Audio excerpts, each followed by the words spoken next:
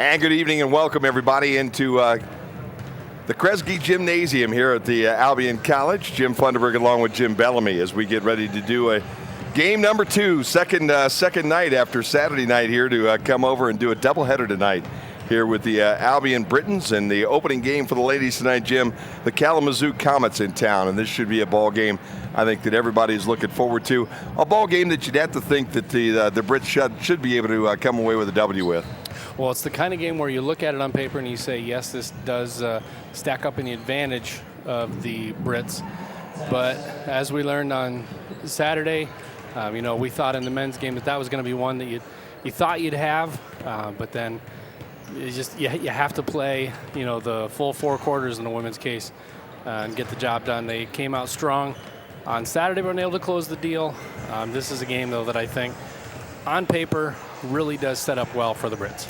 Britons come in tonight at 11-4 overall and 4-3 in the conference. They're 5-3 at home, 4-1 away.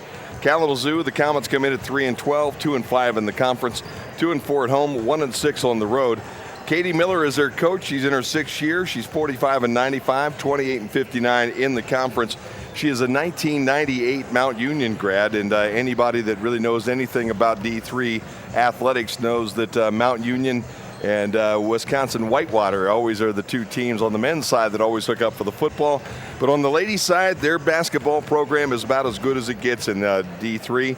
In fact, if you go back to 96 and 98, the teams that Katie Miller played on, they were 2nd in the nation in D3 basketball in 96, and they were 3rd in 1998. And Katie Miller had a big part in that progress and those wins during those years.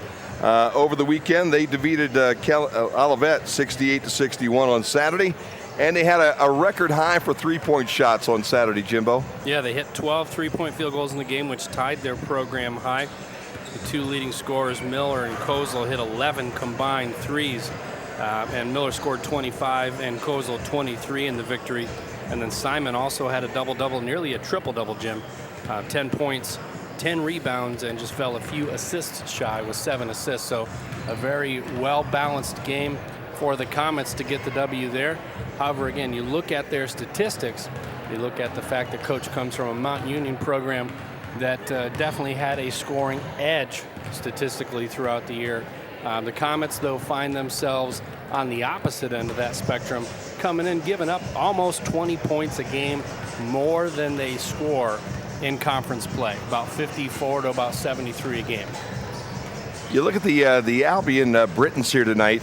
Saturday was maybe one of their best opportunities to break a long-time losing streak against Calvin. They jumped off to such a great start, 13-0. They were up 13-8 at the end of the first quarter, Jim.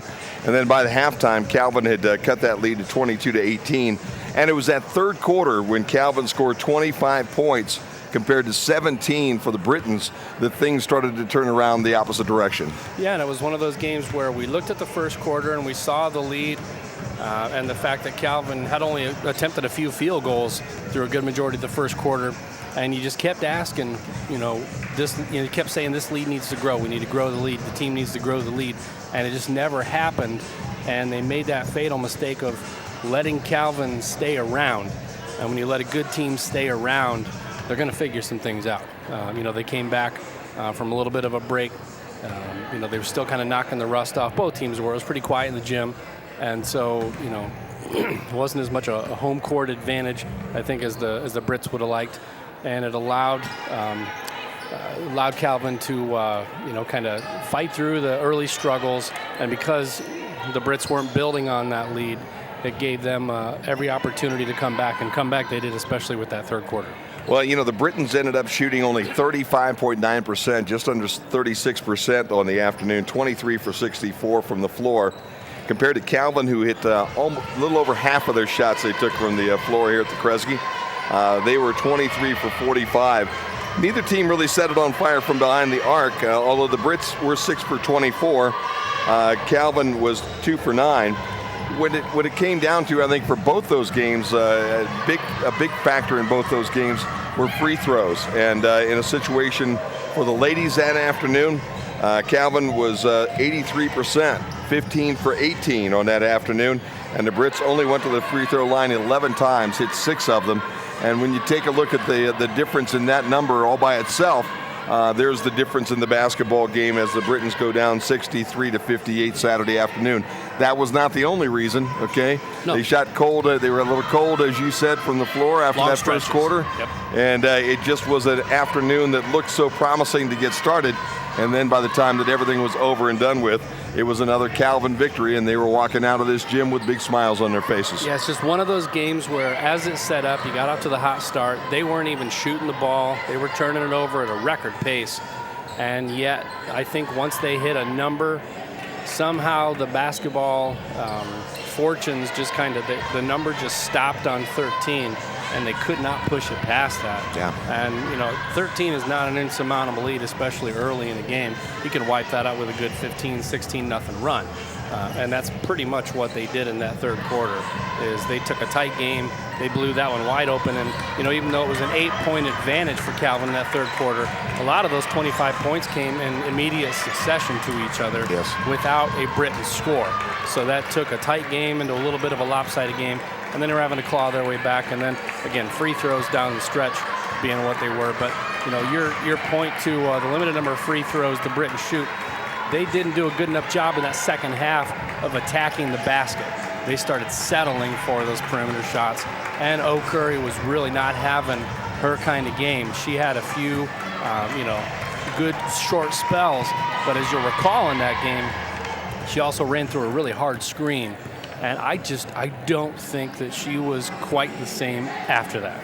Hey, that was a very important moment in that ball game. I agree with you. We didn't get a chance to. I forgot to ask really Coach Carter after that, Coach, about that screen and how that all worked out. And they'd never admit it. But I'm sure it She's was a one tough of those girl, things. There's no question. But one of the things you look at too that afternoon, Calvin with 20 turnovers compared to 13 for the Britons, and points off turnovers. We did a pretty decent job with 27. But they scored 24 off of fewer turnovers that afternoon. So all in all, and just with a basketball team that really has the ability to play very good basketball night in, night out. They're accustomed to being on top of the MIAA. And that afternoon, they snuck in here, and they snuck that victory out on a Saturday. Well, and that's why it's 15, now 16 in a row. They didn't sweat when they fell behind and they had that cold stretch. Yeah, no doubt about that. The Brits, when they had the lead, didn't build on the lead, and I think that's the huge difference in that game. I would agree with you 100%. We'll get into the standings here in the conference, the schedule for tonight, but right now it's time for the national anthem here as we get ready to play basketball here on the Britons Basketball Network.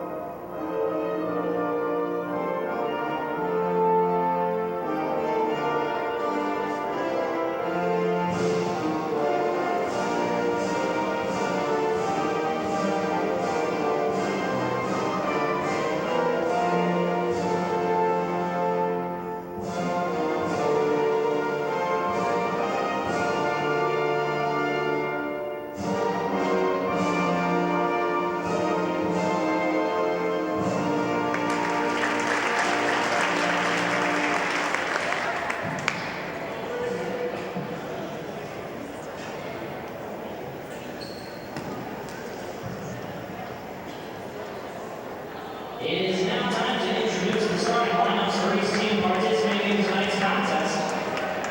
As always, we will begin with the visitors from Kalamazoo. At forward, a 6'1" senior from St. Petersburg, Florida, number 32, Sidney Paul. For the Britons at guard, a 5'11" freshman from Waterbury, Michigan, number 2, Emily Britons. For Kalamazoo at forward, a 5'8" sophomore from Williamsburg, number 23, Eliza Hall. For the Britons at forward, a 5'11" freshman from Lake Orion, Michigan, number 23, Olivet.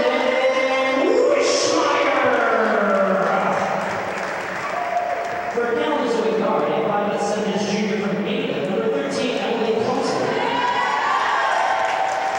For the Britons at guard, a 5'2" senior from Macomb, Michigan, number 21, Olivet Savage. For the Hornets at guard, a 5'6" senior from Troy, number 21, Suzanne Miller. For Albion at guard, a 5'3" senior from Dearborn Heights, number 49,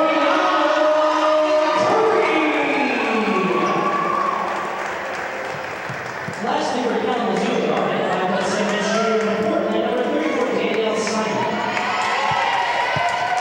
And last but not least, for your Britons at guard, a 5'16" senior from Wyandotte, Michigan, number 11, Emily Zakota. And there you have your starters for tonight for the Britons tonight. Oriana Curry, Aaron Nelson, Olivia Savage, Evelyn Wishmeyer, and Emily Burness. And on the other side, it's Emily Kozel, Suzanne Miller, Eliza McCall, and Sydney Wall, and Danielle Simon. And Simon, a 6-footer, Jim. Another one of those tall young ladies that I'm sure that coach is going to have to worry about. We had that problem the other day with Albion. That young lady was, not really a factor when the day was over and done with. But you look at it and you say 6 foot, and you look across our lineup and you see 5'9", 5'8", 5'3", 5'6". All of a sudden you say, well, we're giving up a little height. We're going to deal with the backboards again here tonight. It's a game plan dilemma when you look at even if it's just a player, if it's not maybe a 2 or 3 player, number one roster kind of concern, but it's a game plan dilemma for a coach that if you're undersized, what do you do? Do you just put one person on? Do you maybe shade another person that way? Does that maybe force you from man to zone? It's a lot of questions that go in, but I think they stayed primarily man defense despite being undersized on Saturday, so I anticipate them staying that way today. But until they tip, I guess we'll find out once they tip. Burness and Wall will jump at center court, and the tip will be controlled by Kalamazoo. They'll have their first opportunity of the night. Getting ready for 4 quarters of basketball here. Glad to have you with us here on the Britain Sports Network here on a Wednesday evening. Pretty nice night here for basketball. Crowd's starting to get good. The students are back in town, so we'll have to see what happens there as the Brits able to come up with a turnover in the corner here right away. And they'll bring it into the forecourt. Zagota with the basketball to the top of the key, and then the give back. Thought about nice a three-pointer by Savage, and then she drives all the way to the rim and lays it in. Like it. Nice ball fake up top there. Got a little bit too aggressive on defense to bite on that, and then no help down low for an easy coast to the basket. So the Britons will place some full court, just easy full court pressure, and then they trap as they get across the mid-court stripe. Trying to look for that second turnover of the night. The jump shot will go down for 3. That's Suzanne Miller. And Miller got them all started the other night, other Saturday afternoon there against Olivet, Jim. She's a young lady that can knock them down. They had 12 on Saturday, and the turnover for the Brits gives the ball right back to the Hornets. 7 of 15 from 3 in that last game. Can't let her get hot early. Here's another triple try. Jump shot's no good. Rebound comes off to Kalamazoo. Bounces it out across the 3-court line. That's Miller driving up, no good. Rebound fought for underneath, controlled by Kalamazoo. And they'll bring it back out and reset it all. Sloppy exchange right there. Nobody can get a handle on the ball. Basketball goes over to the left wing, then feed down inside. Again, trying to go low post with that size. Shot's no good. Here comes O'Curry on the run. There you go. Dishes off, and the lay-in nicely done by Curry to get it to Burness. Oh, Curry's down, Jim. And we got Curry down on the end line, and she's holding an ankle, and that's something you really don't want to see. See if she rolled it or maybe she stepped on a player's foot, one of the two. Either way, your heart goes in your stomach when you see a basketball player grab that ankle, because so much of this game is reliant and dependent on the ability to cut and pivot and stop and all that. So now she's up and walking. That's the good news. But she's pretty ginger all the way over to the bench, and it doesn't look really good. I don't know whether we can catch that, or whether we caught that at the end of a replay or not. But maybe we'll see what happened to her. But she just rolled that ankle down around that end line, so she'll have to check out. And she was going to be, in my opinion, a major factor in tonight's game. So definitely have to monitor that injury situation. Britt's trying to pressure Kalamazoo. 3-point shot from the right side is up and no good, and the rebound comes out long, and it's salvaged by the Kalamazoo. Yeah, and it came out long because the ball was deflected by one player from each team down low. Kozel was the young lady that came up with it to Miller. Miller with the jump shot from the free throw line, and that's good as well. Very discreet push-off right there with the left hand, too, to clear space. 5 now for Kalamazoo, 4 for your Britons, as we're early on here in the basketball game. Ball gets fed down inside. The shot taken no good by Wishmeyer, and the rebound comes off to Kalamazoo. Got a little whistle at midcourt, and we'll have a foul. And that's too bad, too, because that errant pass had been thrown. So the foul's committed to basically negate the turnover right there. They would have had numbers. So instead, they'll get the ball on the side, and the foul will go against Emily Zagota. That'll be her first, the team first here as we get early on here in this basketball game. Down the right quarter. Miller brings it back out front. She'll set for that three. It's blocked. And a nice job by the Britons. That was Wishmeyer that got a handle of that one. It goes out of bounds, and everybody was expecting that one to get to the rim. Wishmeyer with a nice big paw on that one, and the basketball goes out of bounds. It'll stay with Kalamazoo under their bucket with now 15 to shoot. Lob pass underneath. Ball almost taken away. Then it is taken away by Savage, and she's running. Kick to the left side, and the easy lay-in by the Britons, and a nice job there by Burness. Good unselfish basketball by the Brits so far, Jim. Trail Savage all the way down that floor, and Savage saw her, dished it underneath, and it was an easy bucket. Pass goes into the corner, now to the right side to McCall. McCall kicks it back out front. Kozel with a jump shot, no good, but we have a whistle, and that will go against the Britons. Lutz. And Lutz will get the foul.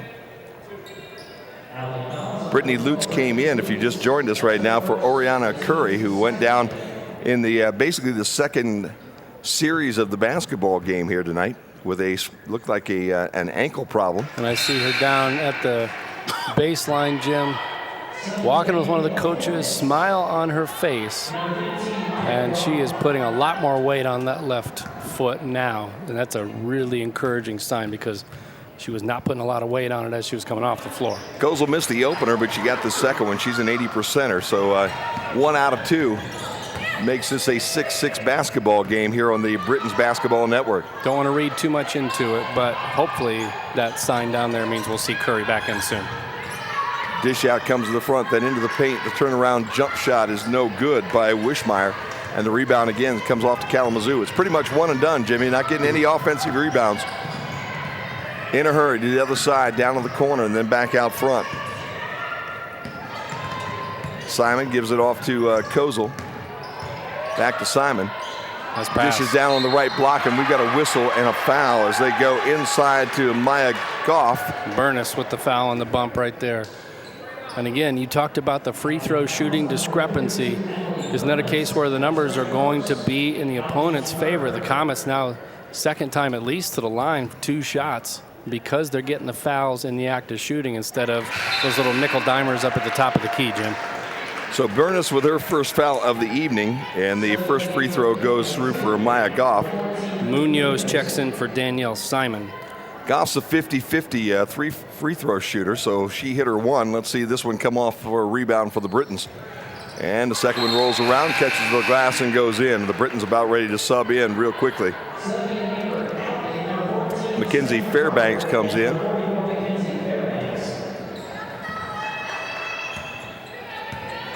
And I'm going to have to grab you a number on that one, Jim, because I took her off my list there when we That's the printed young this thing lady in. from Kentucky. Yep. Ball goes into the middle, then comes back out to Fairbanks, dribbles, feeds to the low post, and the lay-in goes to Evelyn Wishmeyer.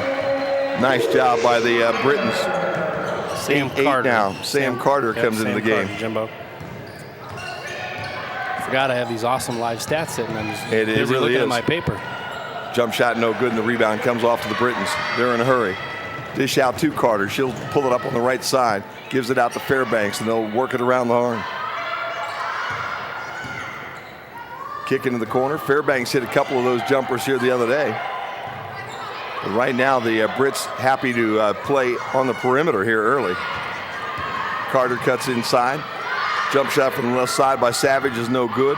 And the box out and the rebound comes off to Suzanne Miller. No offensive rebounds so far for the Brits, Jim. That's been a real problem. They have done a nice job of stepping in front of passes just like that one. And Wishmeyer brings it down the other end. Kicks it out front. Savage with the basketball. She resets everything. 4:49 to play here in the opening quarter. Brits have 17 to shoot. Kalamazoo playing some inspired ball, Jim.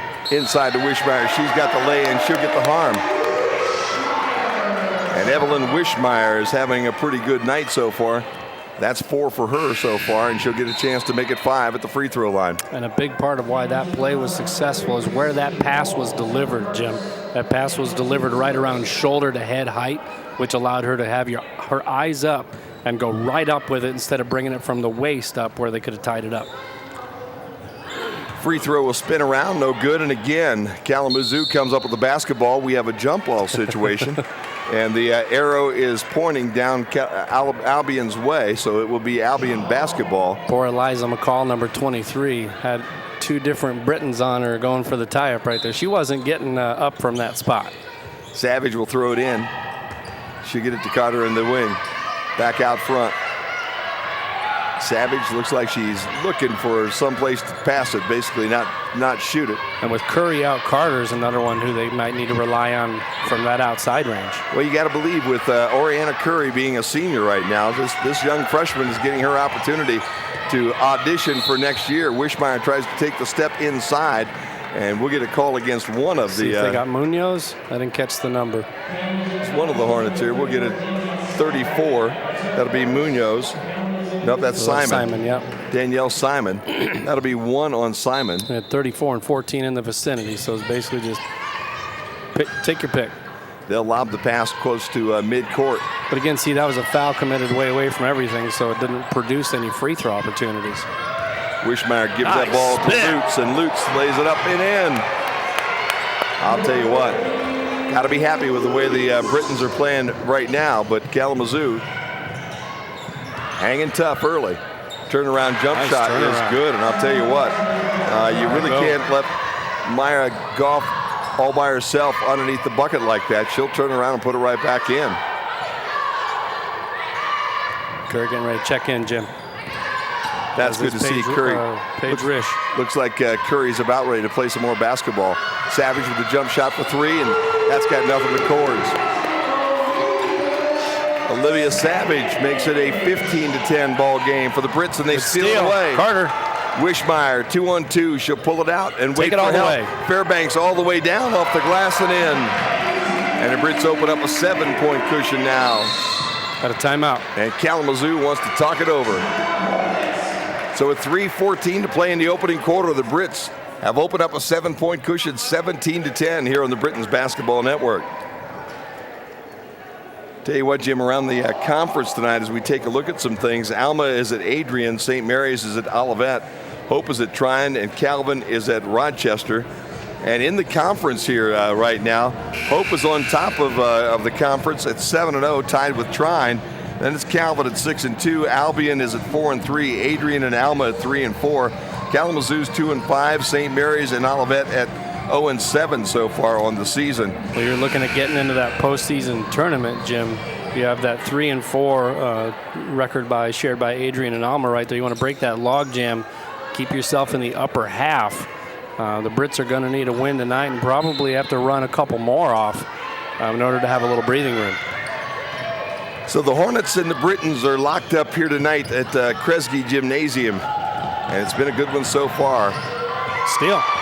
Carter takes it away. She's running with Curry. Curry sets up. Looks like that ankle's doing just fine.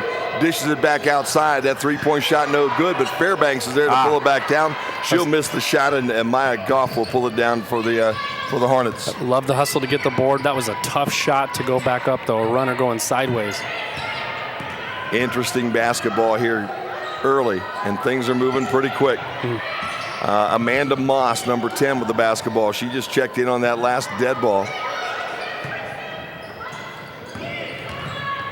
Basketball goes to Munoz. Then back over to Moss, who has 2 to shoot. She'll throw up a runner. It's Aaron, and it'll come off to Emily Zagota. And the Britons again are on the fly. Curry pulls up for about 10, no good, and the rebound again comes off to MIAA Goff. Tell you what, the Brits have really had some trouble on that offensive end, Jim. They're not able to get that second chance on their end. Jump shot's no good. Tip goes over to Fairbanks. Nice job by Emily Zagota to do that. Curry, right hand, spins it up, and it just won't get that friendly roll over the rim. And again, the rebound comes off to Emily Kozel. And the Hornets go the other way. Too high on that lob pass, and here comes the Brits again. Somebody has to score. I'll tell you what, Lutz comes down. Whoa! But made a nice little fake there, and she thought she had Oriana Curry coming her way on the right side. Curry did not. She pulled up at about 15, and the ball turned over with 1:25 to play here in this opening period. A little ooh and ah, but no points.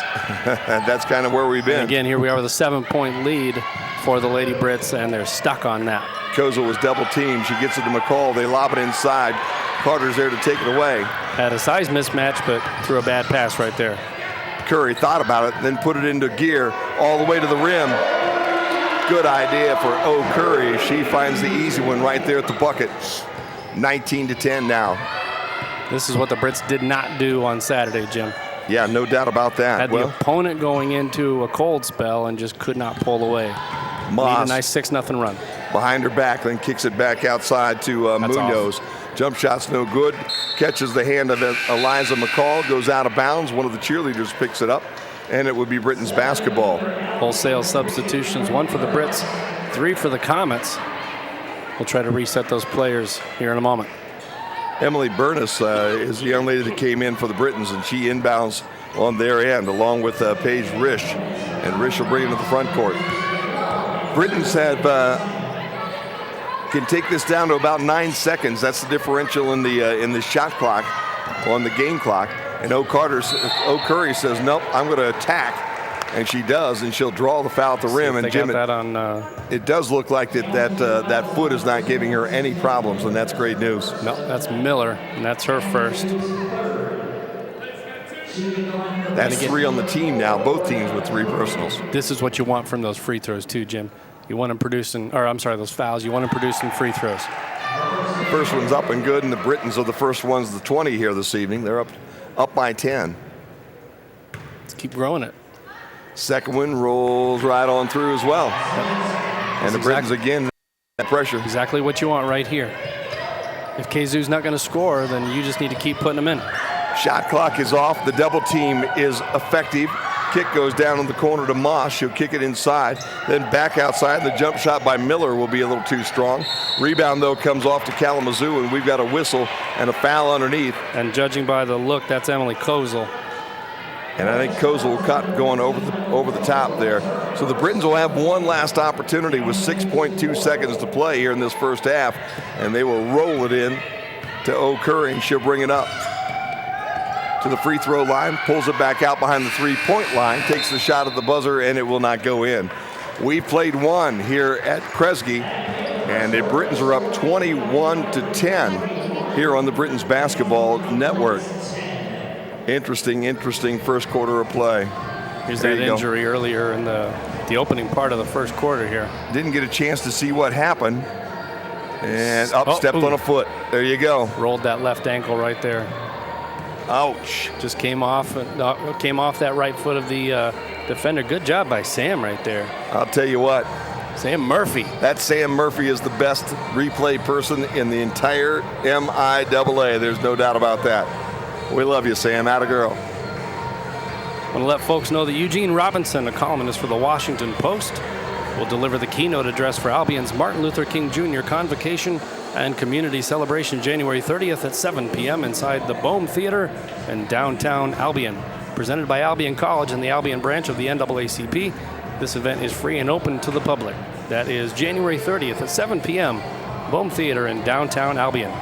Got a couple of stats for us over there, Jimmy, and at the end of the first quarter, I would think that most of them are going our way, except I would think offensive rebounds and maybe rebounds in general at this point in time have gone the Hornets' way. 3 for 13 shooting for Kalamazoo, including 1 of 6 from 3 and 3 of 4 from the charity stripe. 21 points for Albion on 9 of 17 shooting, 1 of 4 from 3 and 2 of 3 from the free throw line. 7 turnovers for Kalamazoo to 2 for Albion. 12-0 in terms of points off turnovers. 11-8 in terms of total rebounds. 8 assists to 2 for Albion. They're sharing. Sharing is caring. There you go. Kozel takes the jump shot to start things off. It won't be any good. And Britons will pull it back down. Savage in a hurry. Threw it down to Curry. Went off her hands and right in the hands of Amanda Ross. That 1-on-4, though. Have to pull back. Back outside to Kozel. She'll take the jump shot. She's not afraid to put up that three-point shot, Jim. No, she was 4 of 13 in their last game. So 13 threes. Coach gave her the green light. I'll tell you what, when you've got a shooter like that, that's exactly what you need. You're down 11. You try to get yourself back in the easy way. It means Albion needs to extend out a little bit on defense, though. That was Zagota with an air ball on her three, and it's out of bounds, and it'll turn over to the Hornets.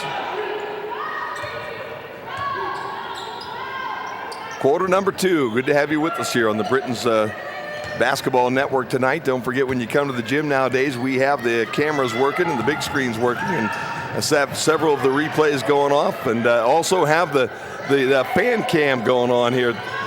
You can get on TV if you come down to the ball game here at the Kresge. That ball go out of bounds off of the Britons, and will stay with Kalamazoo. Off of Curry, but Sydney Wall kind of crashed in at the end and kind of ran her over right there. Inbounds right underneath the bucket with a fresh new 30-second time shot clock. Turnaround jumper's a little bit short, and Burness is right there to pull it in. She gets the Savage. Awkward shot delivery right there, kind of Robert Parrishing that. Straight up. For all those who can remember that, they've got to be old folks like us. Oh, she got hit in the head. Curry looked like she was fouled as she was driving to the rim, but no call. But she was able to get her own rebound after it was touched by one of the Hornets, and the basketball stays with the Britons. However you call it consistent, right? 5 seconds to shoot. They didn't reset the shot clock. Nice little scoop shot goes up and goes in for Emily Zagota, and the Britons back to a 10-point cushion. Good lesson for you kids watching right now. That goes off Albion's foot right there. Off Burness's foot. Good lesson for the kids watching right now, though, Jim. Keep that dribble going. Yeah. Don't settle for the outside shot. Yeah, you see all these pros shooting the three-pointers from the bench, from the the parking lot, from this and that. Keep that dribble going. If you can work through that defense, eventually you end up with a nice 2-footer off the glass. That's money. Curry sits down. Lutz comes back in for the Britons. See if they manage her minutes now as she still kind of works that ankle back to health. Kicks at the corner to Goff. Then with the screen, the jump shot right at the free throw line by Danielle Simon. And for Simon, that's a couple here on the night. Nice confident jump shot right there by Simon, Jim. And that cuts the lead back down to 8. Lutz out to Savage. She'll dribble to the left. Pick it up. She's trying to get, I think, Zagota to cut towards that rim, but instead they come the other way, and Wishmeyer goes all the way to the rim and lays it in. Yep. And if they're going to keep Amanda Moss on her, Jim, I take that one-on-one matchup. I clear her out, and I run her to the basket every time. Ball gets turned over. Savage has it. Outlet pass gets tipped out of bounds. Oh, love that hustle. And out of bounds off of Danielle Simon. And it'll be Britons basketball. Selling out for that ball, Jim. You can't ask any more as a coach of your player. Libby Munoz will check into the basketball game for the Hornets. You're right, Jim. I'll tell you, the one thing we've seen so far, this has been a full-court basketball game. These two teams are going full speed, both ends. Three-point shot is up and is in for Brittany Lutz. And just like that, the Britons go up by 13, their biggest cushion of the evening. Well, as much as I've been crediting the Comets for their hustle, Jim, there's a serious amount of hustle being displayed by the Lady Britons as well. Drive and dish, and it'll be out of bounds, but it'll go off the Brittany Lutz, and it'll stay. Oh, no, I guess they said Lutz didn't touch it. Nope. That was just a hard pass going down low. Out of bounds to the Brits. Typo. Hornets. There you go. No, I did. That's all mine. Savage with the dish. Zagota with the jump shot. It's no good. And picked like up by Comets Simon. better. I do too. For anybody, if anybody watching at home, on our stat sheet that I put together, I have one sheet that has the comments on it. I've said it once. Jimmy said it once. All my fault. My apologies. About 6 or 7. It's the Hornets there for Kalamazoo. Jump shots up and good by Brittany Lutz. So we'll get it covered for you if you're a Kalamazoo fan. That's the last time you'll hear that one tonight as we scratch it out and make it right on that stat sheet. Yep, we'll make it right. 6:23. We've got a timeout on the floor, and the Britons up by 16, 31-15. And I'll tell you what, Jim, this has been a whole lot of fun. This is the ball game we expected, though, out of the Brits tonight. And the second game, don't forget, we do have the men's coming up. The men coming up. They will have the Comets, Olivet coming up here afterwards. That's where the problem went. Okay. We're just working like Doc and Marty. We're working Back to the Future, I guess. That's right? Exactly it. Well, quick look at the stats for Kalamazoo. The Hornets, Jim, are shooting 5 of 19 from the floor, 2 of 7 from three-point range, and still stuck on 3 of 4 from the charity stripe. They have turned the ball over 9 times, and the Britons have scored 15 points off of those turnovers.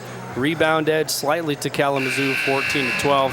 They had 9 on the defensive end, or they have 9 now, but that number has not risen as the Britons have done a good job on the offensive glass, getting a few more opportunities. Albion, however, 13 of 24 from the floor, 54%, including 3 of 8 from deep, 2 of 3 from the charity stripe. They have only turned the ball over 3 times, Jim, and again, a 9-3 assist advantage, 10-4 bench points, 18-0 points in the paint. Brits kick up with that full court pressure again. It has been successful, and they'll trap around that midcourt stripe if they get that opportunity. Wishmeyer lets her gal go by her, and then the pass goes off the hands and out of bounds off of Maya Goff. And it'll be Britain's basketball. That's a frustration turnover right there, Jimmy. Finally break the press. You have a good look down low. I think that frustration builds, and you put a little bit too much into that pass. Wishmeyer, Risch, Carter, Burness, and also Lutz on the floor right now for your Britons. Burness dribbles and then picks it back up. Kicks it back over to Lutz. 8 to shoot, 7 to shoot. Feed inside to Wishmeyer, and she has it blocked. And it's saved by the Kalamazoo Hornets right at the end line. Good defensive exchange right there for the Hornets getting that turnover. Simon kicks it out. Kozel. And I'll tell you what, you just can't let Kozel take that shot from there, and then you really can't foul her after she takes that shot because she's dangerous. Well, that might have been in a separate area foul. Okay. After the shot, away from the ball, and it will be Kalamazoo basketball out of bounds. You're right. Instead of a 4-point play, this could turn worst case scenario into a 6-point play. Yeah, very good. Very well could. This is even worse for the Brits. Still the lead's 13, but you can't let them score again here.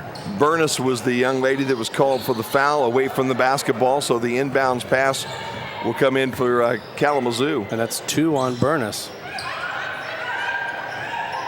Simon kicks it down into the quarter, then back out front to Kozel. And the jump shot goes up and good for Munoz. So Munoz with the bucket. And just as you said, Jimmy, it goes from a 16-point lead to an 11-point cushion. In one possession. That's the crazy part. Wishmeyer back out to Lutz. She'll dribble to her left and get cut off there. Back out front. Brits looking to run something backdoor, but nobody's open. Wishmeyer dribbles, bumps, and back out front again. Good defense. 2 seconds to shoot. Ball goes off the glass, no good, and the rebound comes right down to Maya Goff. Nice tie. A good hustle right there by Burness, Jim. and the arrow pointing our way, so it'll be Britons basketball. Yep. Would have loved to have seen the steal without the whistle, but that was certainly enough of a tie-in that you could certainly justify that whistle. But that's just good hustle right there by Burness. Fairbanks in, Burness sits down. Keep those 2 fouls in mind. Long pass comes outside to Carter. They'll swing it around to the left to Lutz, and should give it to Risch. Wide open.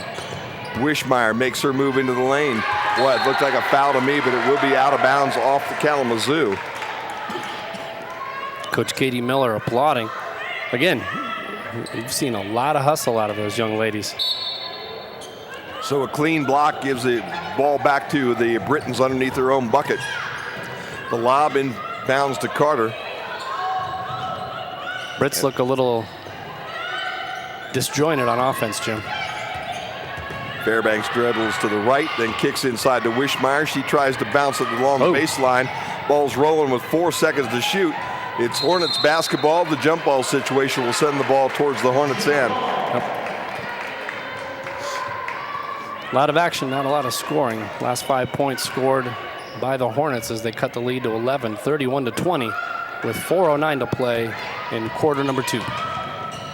Miller will bring it down, kick it over to the left side, and boy, that one didn't even move the nets. As Libby Munoz rolled that basketball right on through and down to the floor of the gym here at the Kresge, and just like that, we're under double digits, Jim, as you said, an 8-0 run for the Hornets, and the Brits going to have to find a way to maybe get a bucket or two here to slow this thing down. Well, they've been wanting to work the ball inside, which has been their game plan pretty much since they got off to that kind of cold start.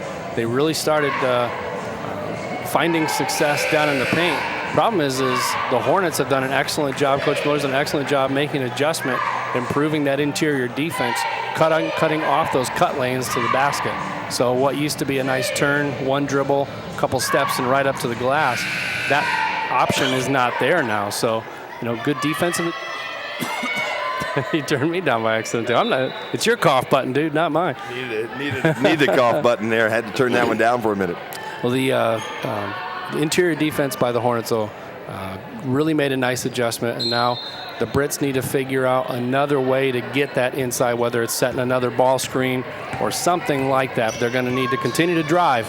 Just going to need some help getting down there. Oriana Curry comes back onto the floor, trying to get a little offense going. She'll make the cut, lose the handle on the basketball, and it'll go out of bounds into the section, and the turnover gives the ball right back to the Hornets. Looking for the whistle, did not get the whistle right there, and I think that's probably a good no call. It's kind of a little out of control with those long steps getting in there. Not a good possession for the Brits coming out of the timeout. Paige Risch will sit down, and Liv Savage will enter the basketball game again. 3-point jump shot, and again, it's good, and just, nope, they're going to say it was just two. Inside. Had that, at both those feet just inside that arc. Wishmeyer, jump shot, right wing, off the glass, there you go. Ooh, much needed basket right there. 33-25, it's been a while since the Britons were able to score. Nice step in front by Brittany Lutz. There you go. To Wish on the baseline, no good. Rebound is hers, and they gotta call it. And we got a whistle and a bump inside. Yep. I think that will go against Suzanne Miller, I believe. Have to call that one. Good defense is good defense, but when you're literally knocking a player to the ground, had no choice at that point. They get Libby Munoz with that foul instead of Miller, and it will be Britons basketball with a brand new 30-second clock. One foul apiece in this quarter. Nobody really in any foul trouble, Jim. Jamie Hubbard coming to the ball game now as Wishmeyer will take a seat. Hubbard, a state track runner, and I'm sure I'm going to talk to Drea Hill here, whether she's on the team here or not.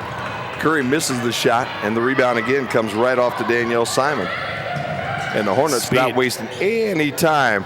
Runner's no good, and the young lady that just stepped in, Jamie Hubbard's right there to clean up the loose basketball. Down to Fairbanks on the low post. She's double teamed. Back to Hubbard right from the free throw line. A little too hard, no good. And the rebound again comes off to Kalamazoo. It's Simon. She'll bring it up.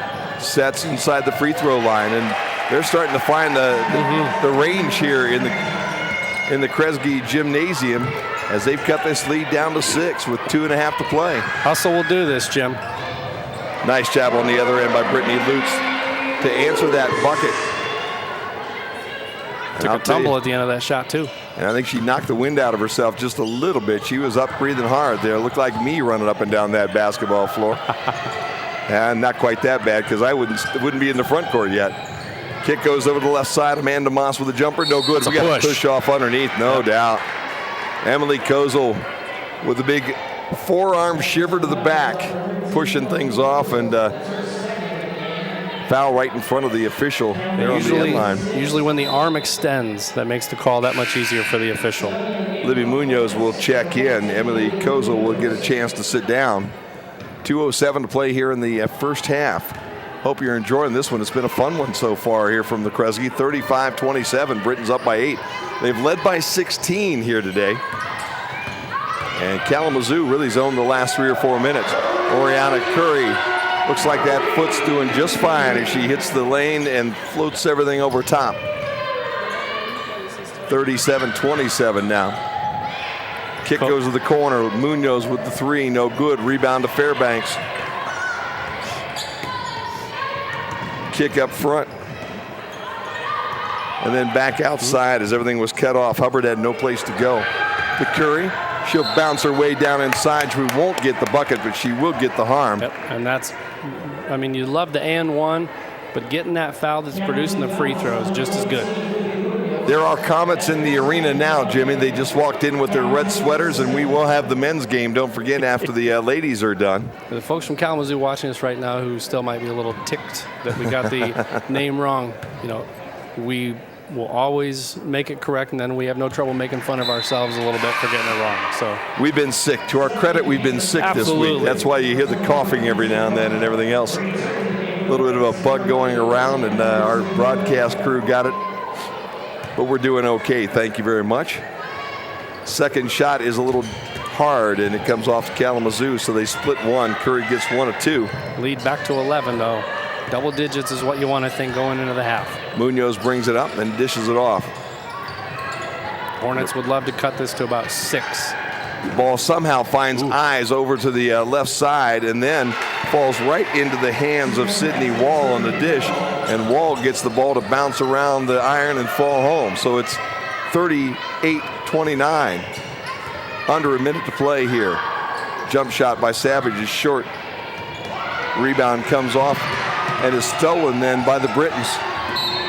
The drive and a block will go against Emily Zagota. Zagota was trying to get around one of the Hornets and get it to the rim. And she'll actually be fouled in the act of shooting, so she'll get a chance to shoot a couple. 2 fouls on Suzanne Miller, excuse me. So Kozel and Miller both 2 fouls apiece. First one is off the front iron. Again, the Britons just having some problems with some free throw shooting, and I'm sure they will work on that as we go. Zagota is an 85%er, so she's pretty dependable when she gets to the free throw line, and she gets the second one. 48 seconds, a chance still for the Britons for one more possession unless they make a steal here, and they'll pick up full court. 39-29, Britons up by 10. Moss brings it in, feeds to the center, then it's knocked away. Here comes Curry. She's 1 on 2. Little stutter step off the glass and in. 31 seconds. So the Brits with the steal, looking to spread it out just a little bit as they go up 12 right before the half. Hornets need to take care of the ball. Brits playing inspired defense. Moss looking for some help and almost got that one taken away. Zagota had that big eyes and she was going for the other end. Jump shot is in. I'll tell you what, Amanda Moss, who almost turned it over, floats up a 3. That's her make good to the team right there, Jim. 2 seconds, 1 second. Shot goes up, no good, goes out of bounds, and that'll end the quarter. Britons will take a 41-32 lead into the locker room here over the Kalamazoo Hornets. And boy, I'll tell you what, a fast-paced basketball game, Jim. This was, the game we saw Sunday was a little slower pace, but I think that's Calvin's game too. A little bit bigger team. They bring you down. They work their set offense. They try to take advantage of the size that they have. With the Hornets, man, they've got the same attitude that the Britons do, man. We're going up and down the floor as fast as we can, as hard as we can, and we're going to score as many as we can on a Wednesday night here in Albion. And that's one of those games. I think that's a push as far as advantage goes. I think that the Brits are just as happy to run that way. And so I think that's why you're going to see, that cold stretch aside, they played pretty much even up basketball from that point forward. And, both teams had small spurts, but, neither team really was dominant. And so I think you're going to see, if you have that up and down kind of game, I think it's going to be a very exciting and very close second half. Catch some of the action here on some of the replays we're running for you right now in that first half. As you can see, Britons up by 9 there with about 4 minutes to go here in the second period. And to that point, Jim, it was 22-20 in that second quarter. Kalamazoo outscored the Lady Brits by a pair. So again, it was a back and forth second quarter. That cold stretch is really so far what has set the Hornets back, but they did a nice job in that second quarter recovering from that to cut the lead to 9 at the half. Curry comes down, as you can see, makes that little stutter step and gets that shot up off the glass. Yeah. I'll tell you what, when Oriana Curry gets out in the open floor there, Jim, she's a really tough defense. You have a hard time handling that and trying to get in her way. You try to cut her off from the bucket, which is what they did. Well, she pulls up at about 6-7 feet and just bounces it off the glass and in. And if you come here to the Kresge on a Wednesday night, we'll be back here on the 1st of February, you might be on TV right here in the gymnasium. So remember that, as you can see some folks now starting to see themselves up on the big screens. They're having fun. Yeah, we're having fun too. Jim, you got some first half stats? Have they updated here at this point in time? Yes, sir. 41-32 is your halftime score. The Britons shooting 17 of 36 from the floor for 47%, including 3 of 10 from three-point distance, 4 of 7 from the charity stripe. Only 5 turnovers, and they have scored 15 points off of opponent turnovers. Rebounding edge slightly to Kalamazoo, 21-17. Even on the offensive boards, 5 apiece. 16-12 is the defensive rebound edge for the Hornets. 2 blocks, 11 steals, and bench points are now even at 12 apiece. Points in the paint still the dominant advantage to the Britons, 18-2. Individual statistics, Brittany Lutz leads all scorers with 10 points on 4 of 5 shooting. Oriana Curry with 9 points, including 3 free throws. Wishmeyer has 8, Olivia Savage with 5, Emily Bernis with 4, Emily Zagota with 3, and Mackenzie Fairbanks with 2. Looking at the Hornets from Kalamazoo, 32 points total on 12 of 29 shooting. That is 41.4%, including 5 of 12 from three-point distance, 3 of 4 from the charity stripe. 14 turnovers, which again led to 15 points off those turnovers for the Britons. 21 total rebounds, as we mentioned, 8 assists, 2 blocks, and 3 steals. As we mentioned, bench points are even, and only 2 points in the paint for Kalamazoo, despite having a little bit of a size advantage. And that, again, Jim, was game plan specific. We talked quite a bit in that first half about how the Brits were attacking the paint off the dribble. That's the points in the paint right there. Leading scorers for the Hornets, Emily Kozel and Suzanne Miller. Again, your 2 leading scorers with 7 points apiece. 5 points for Libby Munoz. Maya Goff has 4, as does Danielle Simon. And then 3 points for Amanda Moss on that make near the end of the first half right there. And Sydney Wall with 2 points. That gives you 32. And again, the Brits lead 41-32 at the half. Well, it's been a fun first half of basketball. Don't forget, we do have the men's game coming up for you here against Olivet. We're going to step away for about 5 minutes, take a little break. We'll check on some scores around the conference, and when we come back, we'll update you on those and get you ready for the second half of action here as the Britons lead 41-32 here on the Britons Basketball Network.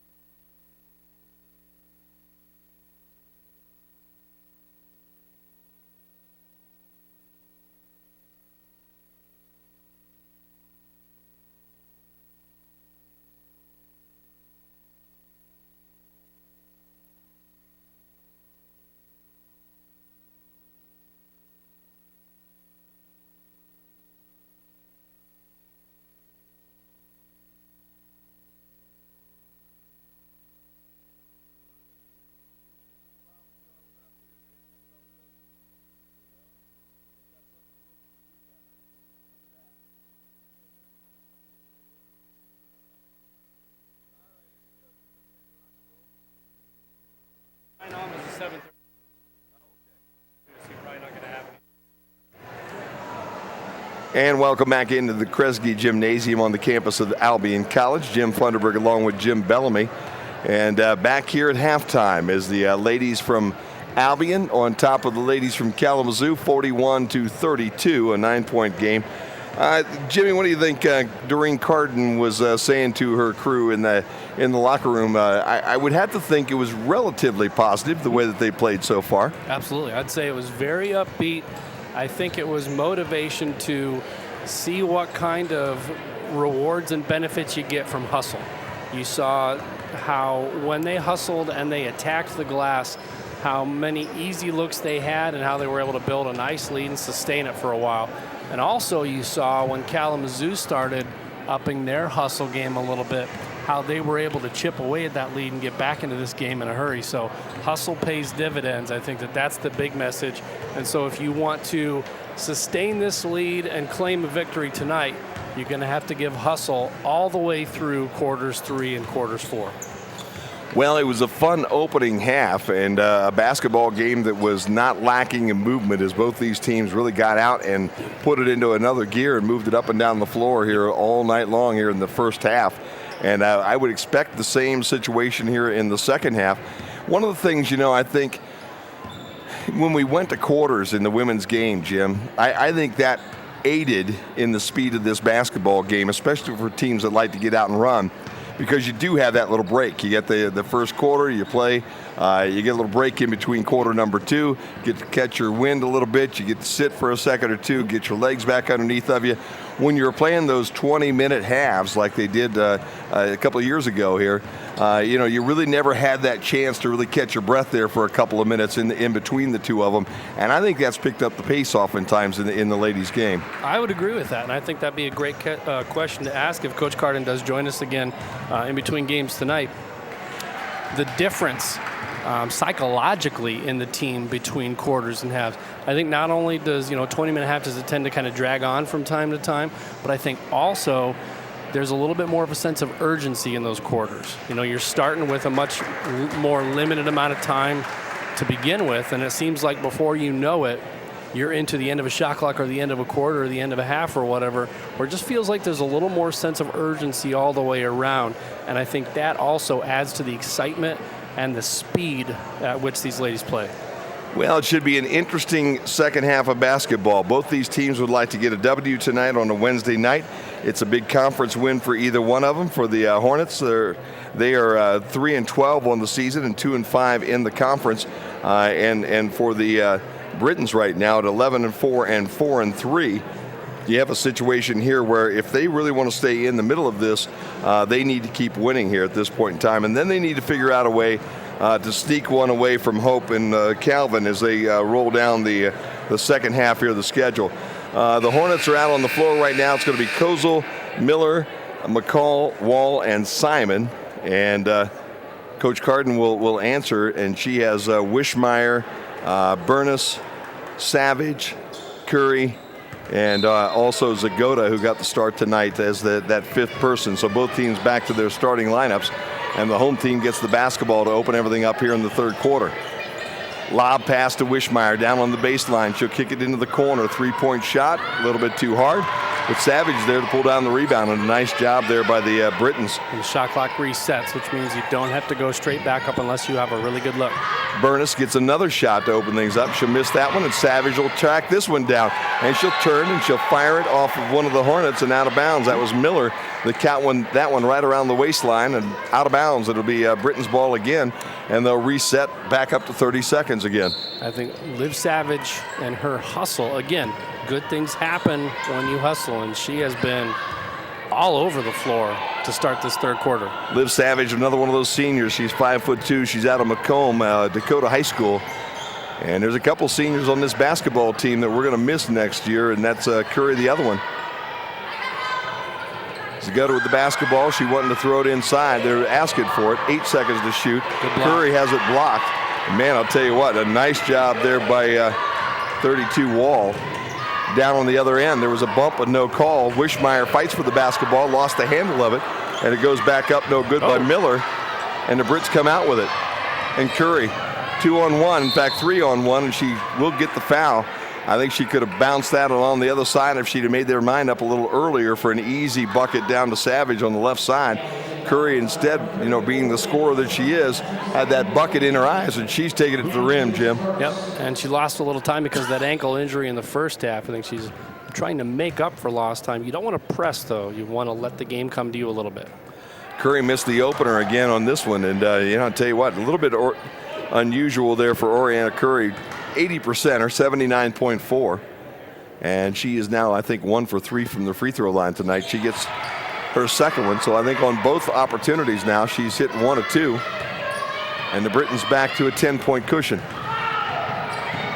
Kozel brings it in, kicks it cross court, 3-point shot is up, and it'll spin out, but the rebound again comes right back off to Eliza McCall, who goes right back up and knocks it back in. Two Hornets around the basket, no Brits. Curry looking for some teammates. Savage, and I'll tell you what, every time that Bernice goes inside, she's asking for the basketball. Zagota knocks that one down, and the Brits again back up by 11. Tough place to stop right there. Good ball fake, good kick. Good triple. Man, I'll tell you what, Suzanne Miller. And again, you don't want to see Suzanne Miller get hot, because once she gets the feel for that one, she could roll off 3 or 4 of them in a row. And when you're trading 2 for 3, you lose that lead in a hurry. Zagota down in the corner, kicks it back outside to Wishmeyer. To Curry, down in the corner to Savage, jump shot, a little too hard. And the ball tipped out of bounds off of Wishmeyer. You're right, Jim. Could have been an over the back, but Wishmeyer, I think, got clean over the top, but just knocked the ball out of bounds. And to be Hornets basketball underneath their bucket. Don't forget, we do have the Olivet Albion men's game coming up after this one here on the Britons Basketball Network.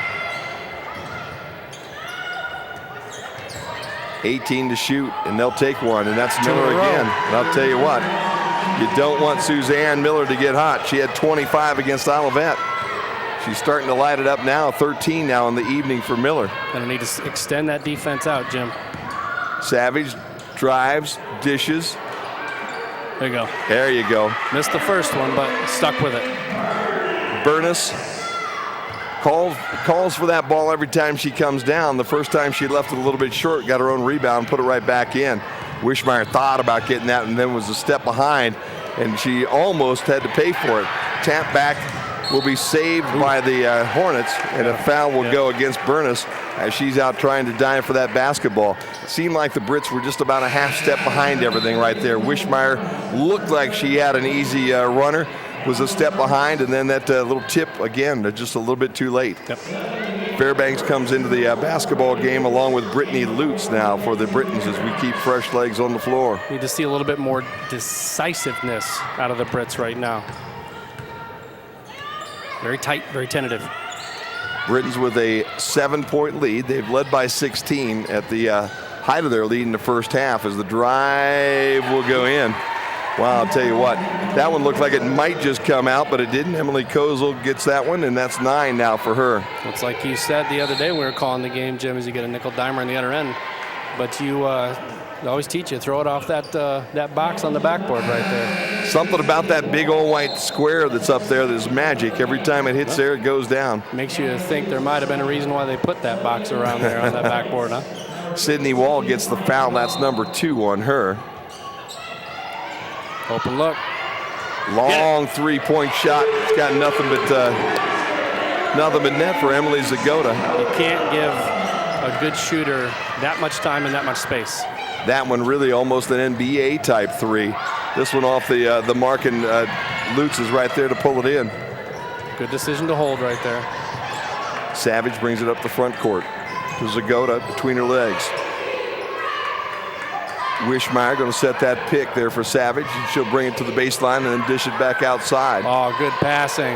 Swing to the right side, and there you go. Just like that, Emily Zagota has a couple of them back-to-back. Wonderful possession by the Brits. Smart timeout right there by Coach Katie Miller.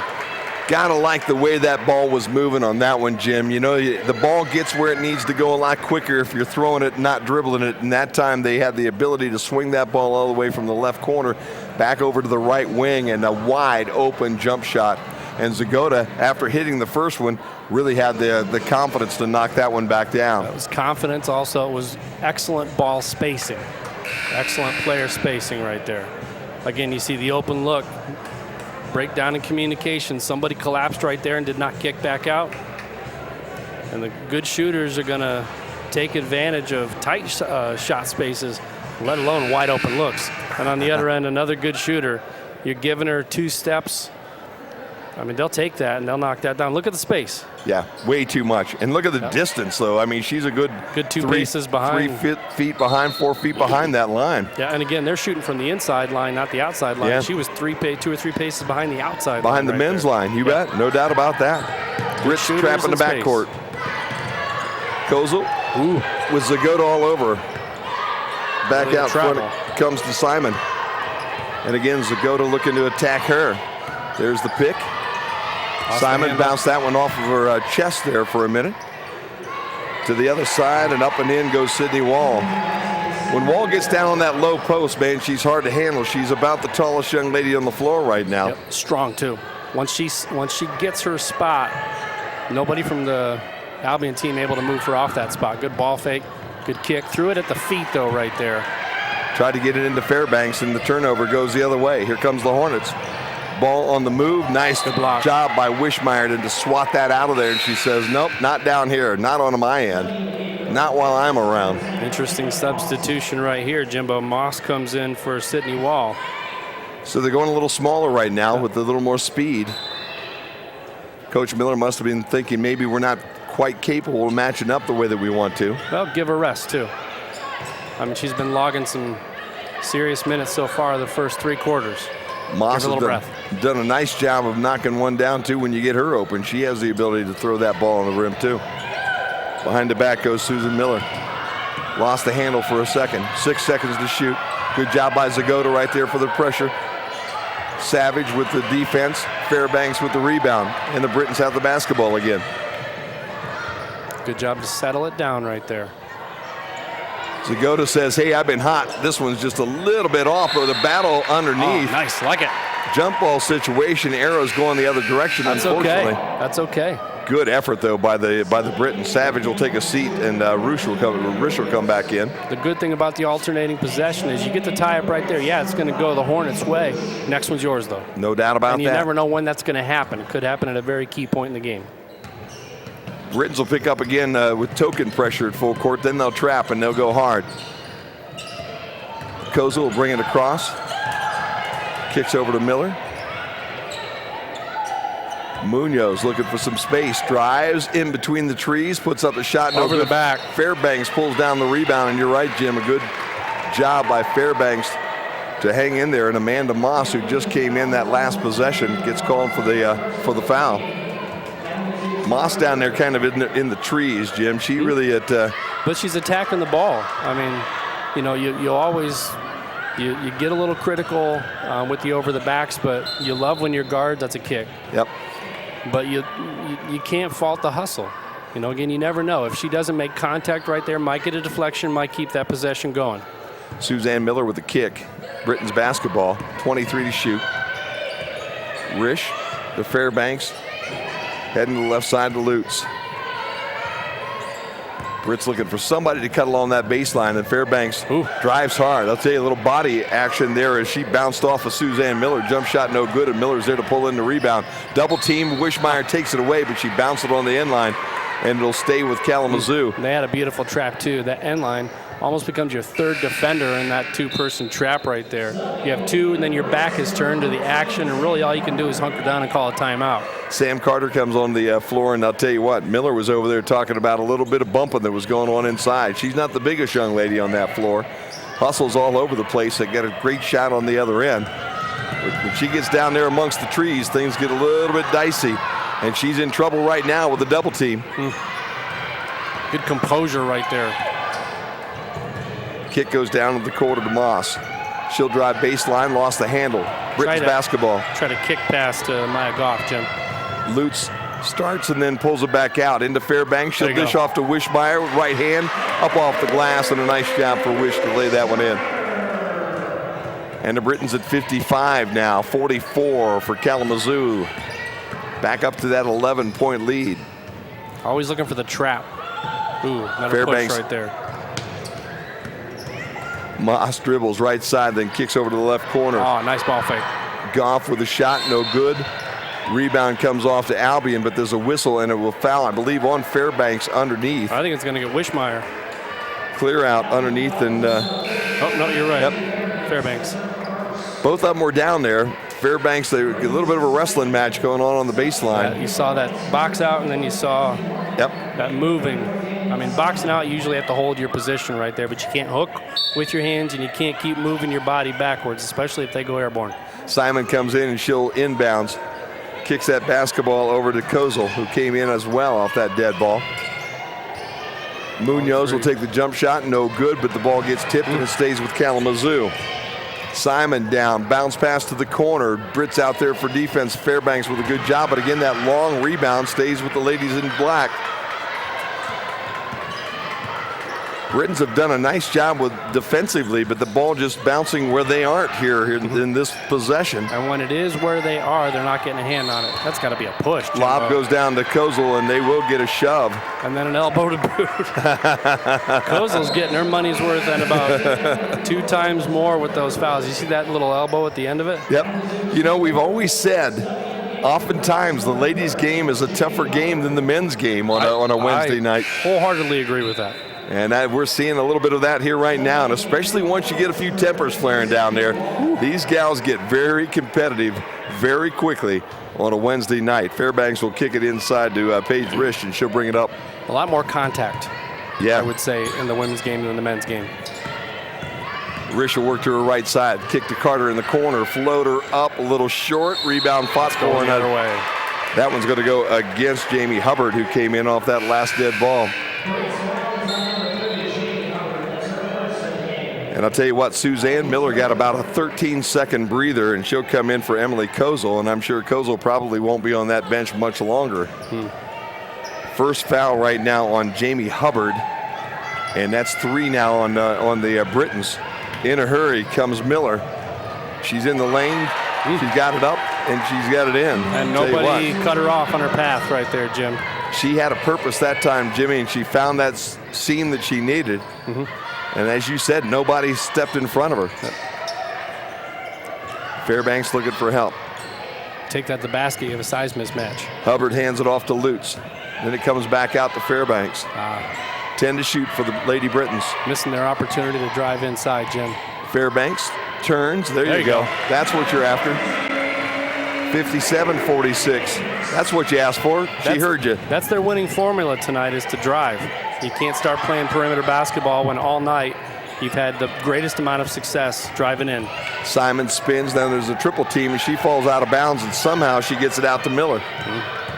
Miller with a push off on that left hand, but the kind of letting that one go as it wasn't really severe. No. 3-point shot will be short. Ball gets tipped, and Sam Carter comes up with it. That time it bounced our way. Long pass Fairbanks, one-on-one off the glass, and a nice job. And you know what? Really, Libby Munoz did about all she could do.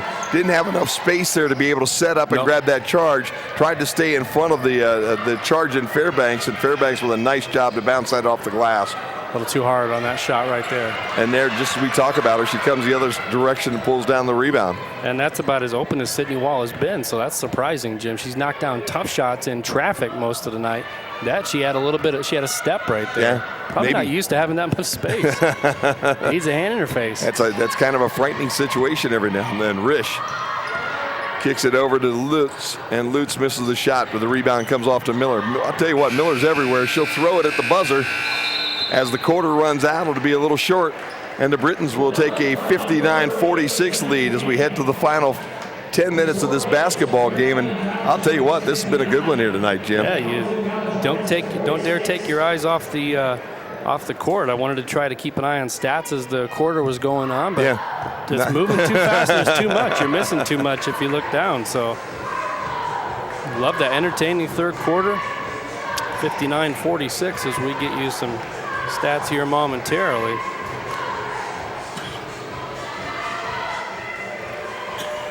Arrow key not wanting to work with me. You see Come on, man, we're live. Let's go. Miller with a nice drive there as we show you some of the replays from that third quarter. All right, while you're hitting the replays there, Jimbo, I'll give you the stats. Albion College, 59 points on 24 of 52 shooting, 6 of 19 from 3, 5 of 9 from the charity stripe. Still only 6 turnovers compared to 16 for Kalamazoo, and 20 points off those turnovers for the Brits compared to 8 points for Kalamazoo. It's a 13-point edge, and it's a 12-point difference in points off of turnovers. Wow. So I'd say turnovers tonight. Yeah, big difference so far. 32-27 rebounding edge still to Kalamazoo, including 22 on the defensive end. 12 steals to 4 advantage Albion. Really quick for Kalamazoo. They are 46 points on 18 of 48 shooting, 7 of 18 from downtown, and 3 of 4 from the charity stripe. Well, we got a pretty good crowd going right now, and we expect the folks to continue to come on in here as we get ready for the men's game after this one. But we have 10 minutes to play, and the Britons are up by 13. 4 players in double digits for the Britons, led by Emily Zagoda with 12. Curry, Lutz, and Wishmeyer with 10 points apiece. Suzanne Miller leads all scorers with 15.7 rebounds for the Hornets. Curry back on the floor there for Coach Carden as we start the fourth quarter. We go back to our starting 5 for the Britons. Curry. Very quiet night. Savage with the show and going back out to Wishmeyer. Wishmeyer kicks it back out front to Burness.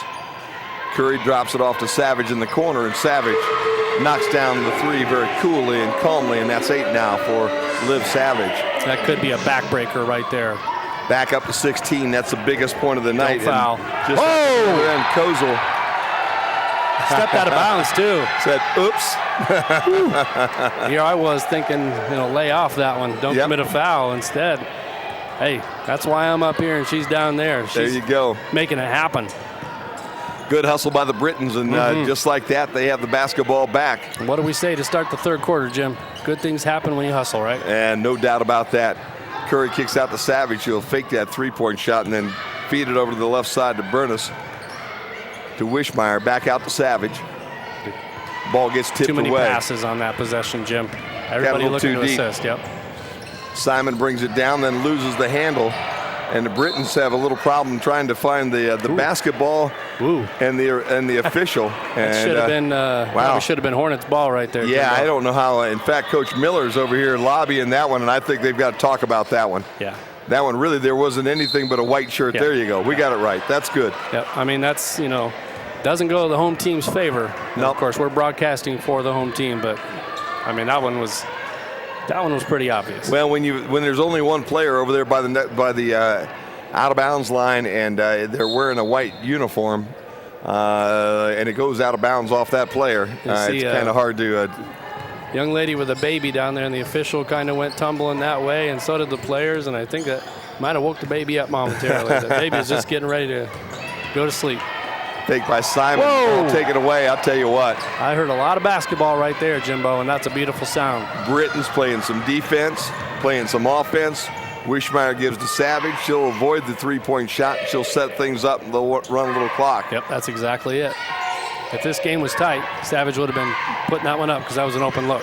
Zagoda drives and kicks back to Savage for 3. That one's a little bit too tall, and Miller is there for the rebound.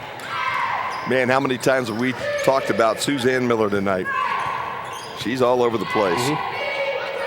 Have to get some individual stat line on her again. Miller, another senior out of Troy, Michigan. She's got the ball right now. 15.7 rebounds, Jim.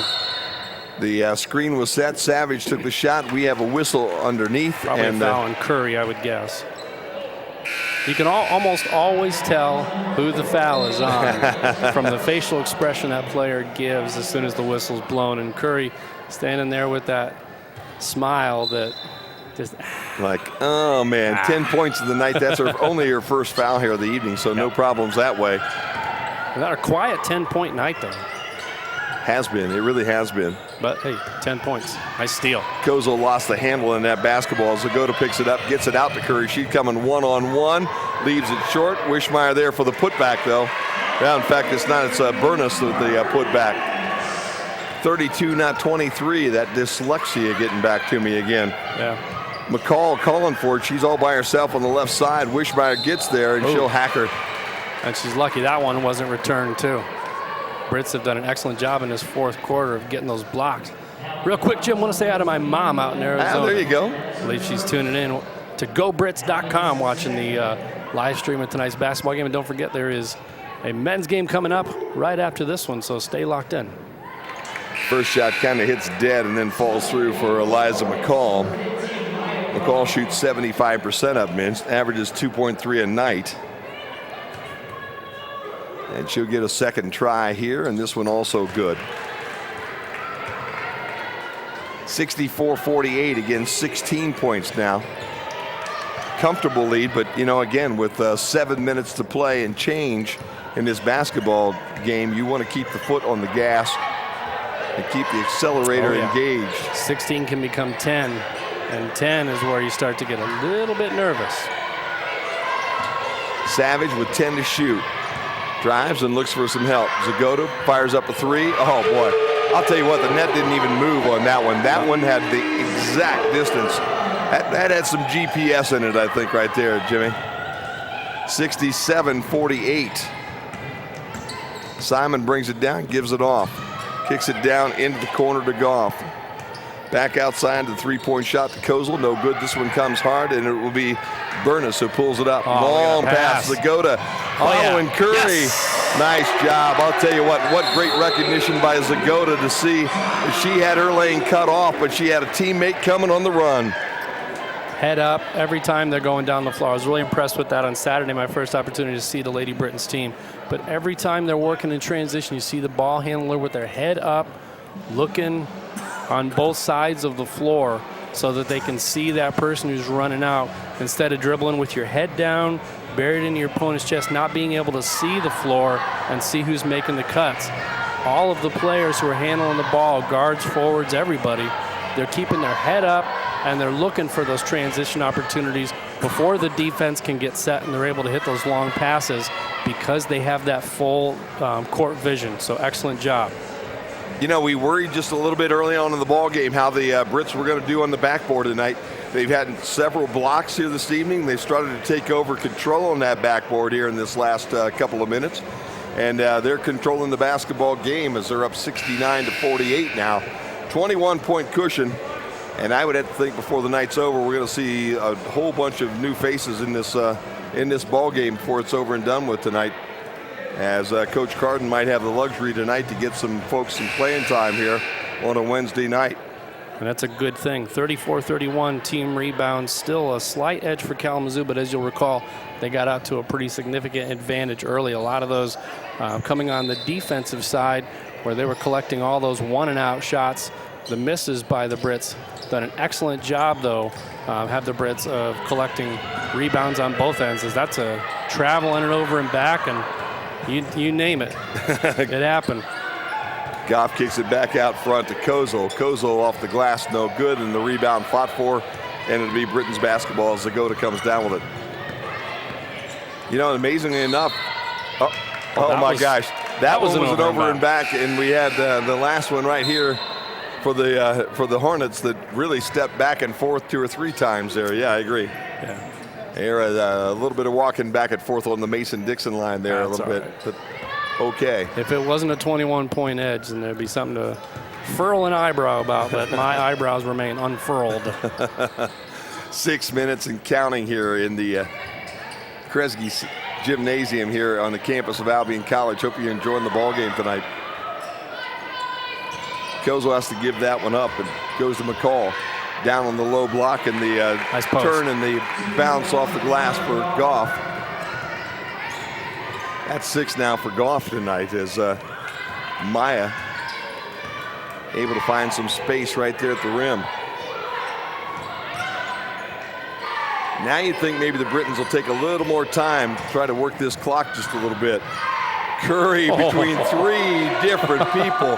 Had to kind of brush him off initially. Jim said, get out of here, man. I got to get to that rim. Just going so strong. I think that is a statement kind of drive right there by Curry, Jim. Three-point jump shot will be a little bit wide, but the rebound comes off to McCall. And the ball will go out of bounds and stay with the Hornets on their end with 28 to shoot. Yeah, when you're driving 1-on-3 and you're going right at the chest instead of going high on that ball, you're basically saying, I am taking this to you. Yep. That's a statement drive right there. And you can do nothing at all about it. And nothing was done. Miller drives and dishes. Good hands. Wishmeyer steps in front of it, takes it away. Brits on the run. Zagota back out to Curry. Curry crossover down the lane. Yeah, sure, I'm going to take a little time. I'm going to take about 2 seconds to go around this person. Talking about one of the best scorers in the league, Jim. Wishmeyer steps in front of the pass, but then lost it off her chest out of bounds. Yeah. But you're right. But here it is still, 4:32, 23-point edge, and what do you see out there, Jim? Hustle, man, no doubt. I mean, it's, this is how you close ball games right here. You don't let them back in it. You take 10 and you make it 16, you make it 20, and now here it is 23. This is winning basketball right here. Sam Carter will come in for Curry, and she'll pressure the ball all the way down. And you can see, Jim, why the freshmen, they think an awful lot of this young lady, as Carter has shown us tonight. Again, only a freshman out of Kentucky. Body control and speed. It's so hard to play defense on the run like that, and to be able to run and reach in and get that swat without bumping. That is hard to do. Brittany Lutz came in on that last hit ball along with Kenny Fairbanks. And she kept her hand out of the cookie jar at the end right there. 8 seconds to shoot for Kalamazoo. Amanda Moss says, I can pull that one off, no big problem. Second deep three, Jim. Hit one at the end of the first half, too. Just automatic, man. Grab it and shoot it. Down underneath the Burness, and the lay-in is good. Had the mismatch on Moss off the switch going down. They didn't have their defense set, and the Brits have done a good job of recognizing those size mismatches all night to make the easy inside looks. Kozel has some company. She'll dish to Moss. Then it comes back to Kozel. Fall away jumper, and boy, I'll tell you what, off the glass and in. The score. 75-55 now. Really Brits on top by 20. Emily Kozel, tremendous player. Carter kicks it over to Lutz, who gives it to Savage, and the Brits now going to set something up and take a little time off that clock. 15 to shoot. No rush. Savage tries and then dishes. Fairbanks goes all the way to the rim. Oh, a little too hard. Burness tried to pull it in but couldn't. And the ball will stay with the Britons because I think they correctly said that Maya Goff kind of went through Burness and forced that basketball off of Burness and out of bounds. Rish checks in for the Britons. Still haven't seen the wholesale subs that we've been looking for, Jim. Sydney Wall comes in for the Kalamazoo, but you're right, Jimmy. I think, the other side of it is the rotation is so good with this team. They rotate 10 pretty consistently on a Wednesday night or a Saturday night. So you're just really into that second rotation now for Coach Carden. Fairbanks to Rish, and a traveling call. And Coach Carden right out here just coaching right down to the end. 2 minutes and 45 seconds to play in the ball game. Brits with a 20-point cushion. And they'll maintain that full court pressure. 1-2-2. Ball lobbed to Simon, and then the double team in the trap. The trap over here in the corner. We get the 5-second count started. Simon all the way down into the corner. Miller runs, no good. I think she anticipated more contact than she got. Sometimes that can really throw you off, too. Absolutely. There's no doubt about that. You think your body's going to have to get pushed one way, and it turns out you can just go right through. Rish with the jumper. That's good for 3. And with 2:10 and counting, that's the first points of the night for Rish. It's a triple, and it's 78-55. Well, this is a basketball team in Kalamazoo that's allowing 74 points a game. And they're right on that pace. And the Britons average 75, so they're a couple over their season average right now. Well, this is exactly what Kalamazoo has done so far this season. We talked in the open about scoring about 54, giving up about 75-ish. So this is pretty much, for this season, this is a Kalamazoo basketball game right here. A lot of normal. hustle. I'm extremely impressed with the hustle that they've shown. Amanda Moss has that one rejected, but they're going to call the foul on Fairbanks. Got body on the follow through right there. Not on the shot itself, I think on the follow through. And that will send Amanda Moss to the free throw line where she hits 83 of them out of 100. And she's only getting 3 this time, though. That's the important part. We might be here for a while if we're going to give her 100. I think if you're giving her 100, you have to give 50 to the other team. Well, she It's the misses benefit that of being one. the home team. Yeah, that's. I agree. Mackenzie Yaba about ready to check in for the Britons right in front of us right now. And along with Libby Munoz and 30 is a new number for me. We'll have to go digging a little bit on that one, but we'll check. Bobby Lee will probably have that young lady's name up pretty quickly. Elena Tomlinson in also, and Sydney Wall will sit down.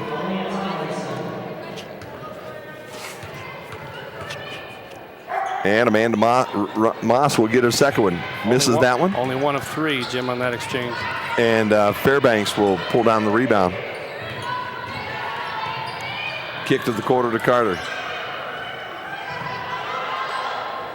Britton still looking to put some points on the board. 3-point shot for Risch, and you betcha.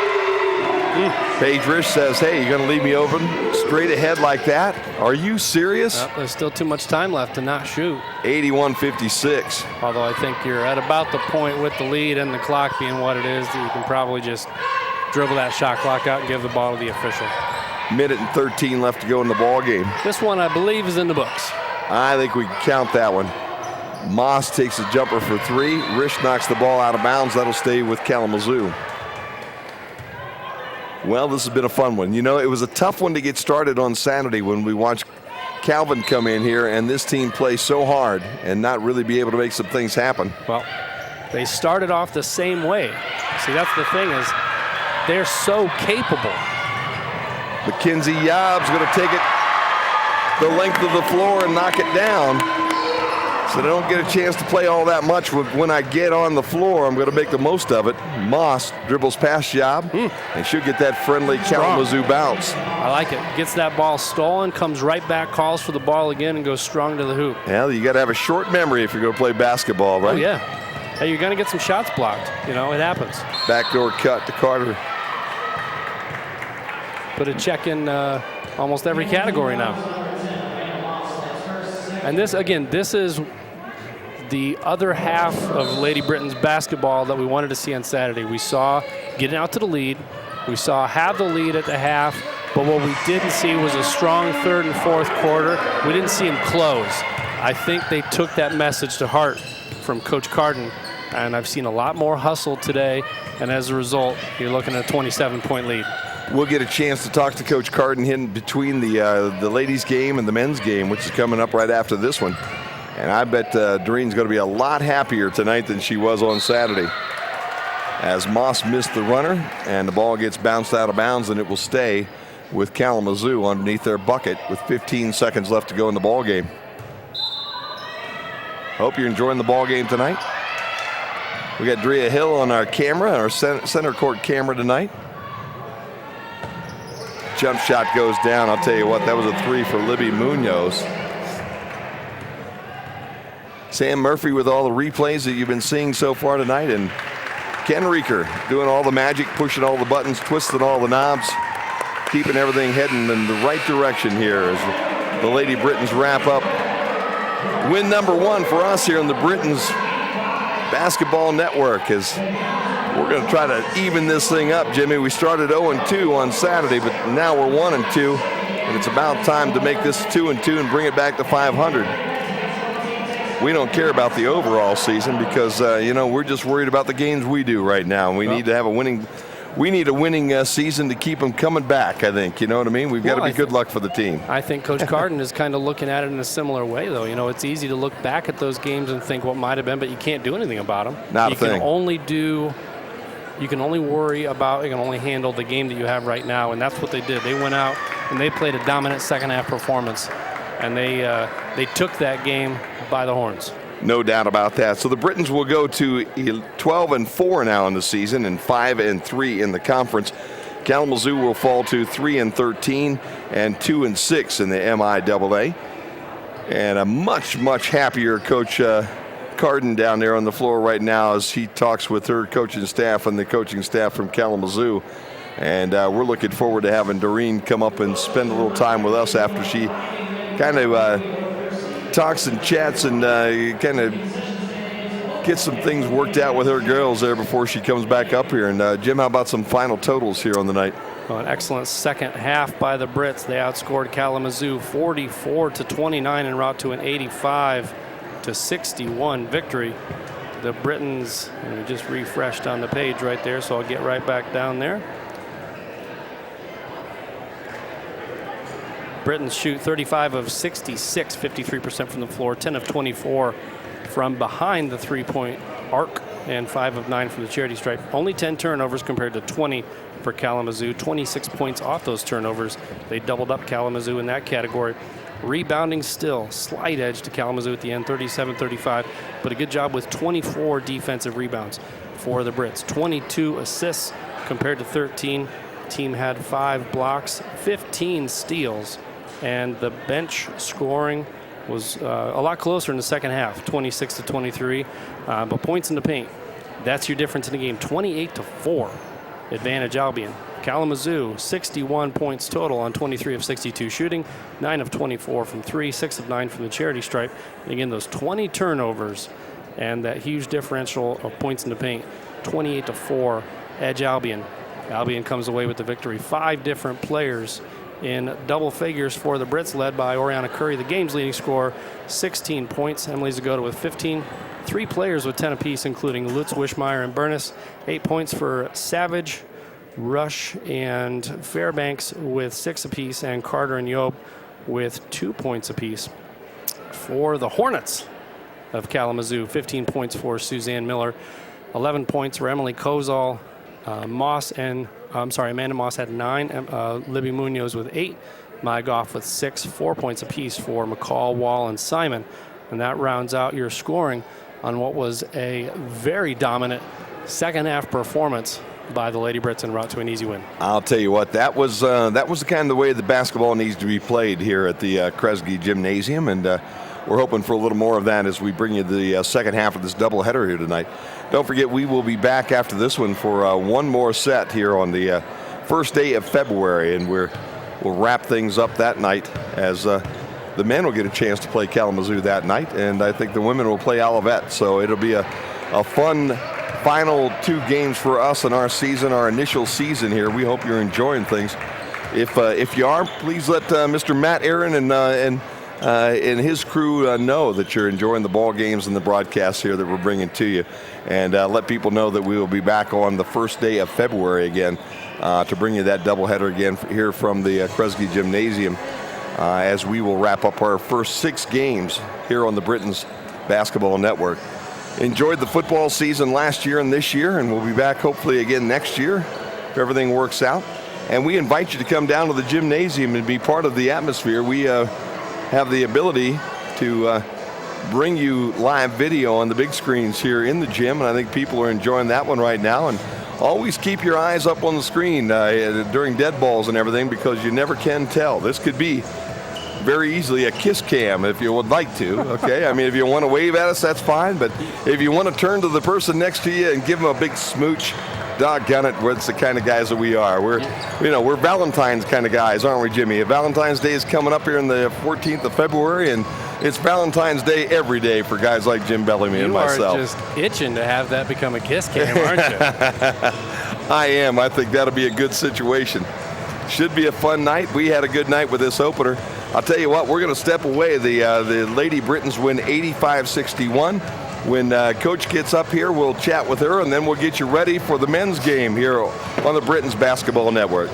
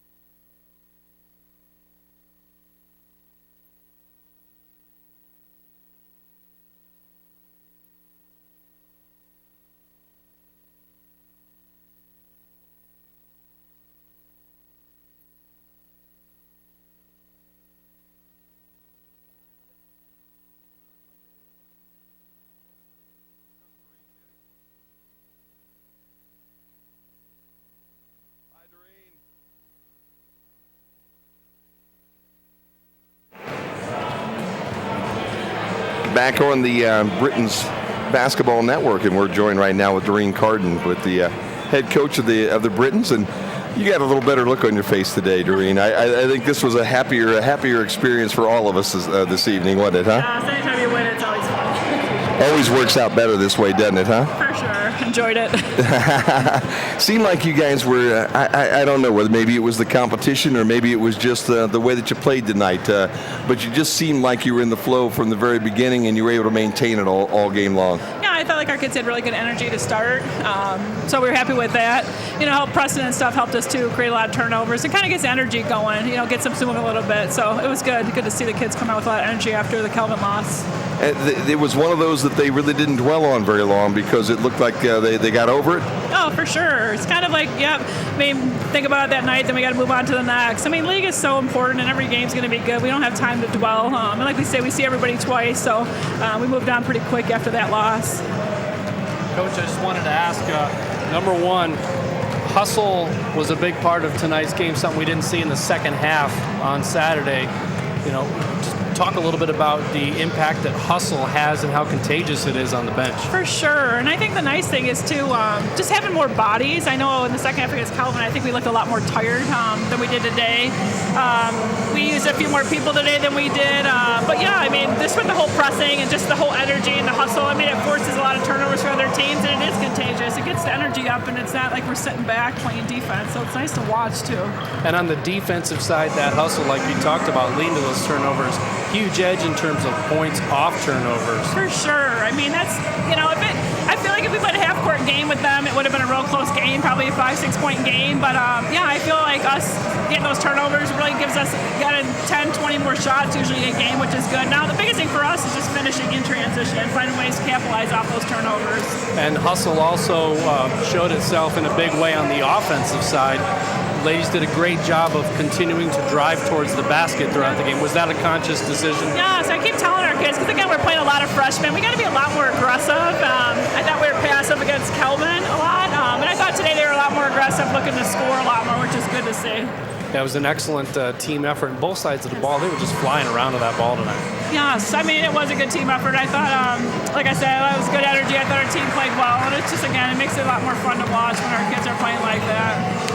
Curry's ankle, that's my big question. She really rolled that left ankle early in that first quarter, but she wasn't out long before she came back. How's she doing? I didn't really see it, and the trainer said she was fine. She came in and played all right. I guess we can evaluate it more after today. We'll probably not have her go tomorrow, but she looked fine coming back in. Glad she did. She stepped right on somebody's foot right underneath the bucket. Is one of the replay we were able to see it as she was going through. Just stepped on it and turned it entirely over. So early in the game too. Oh gosh.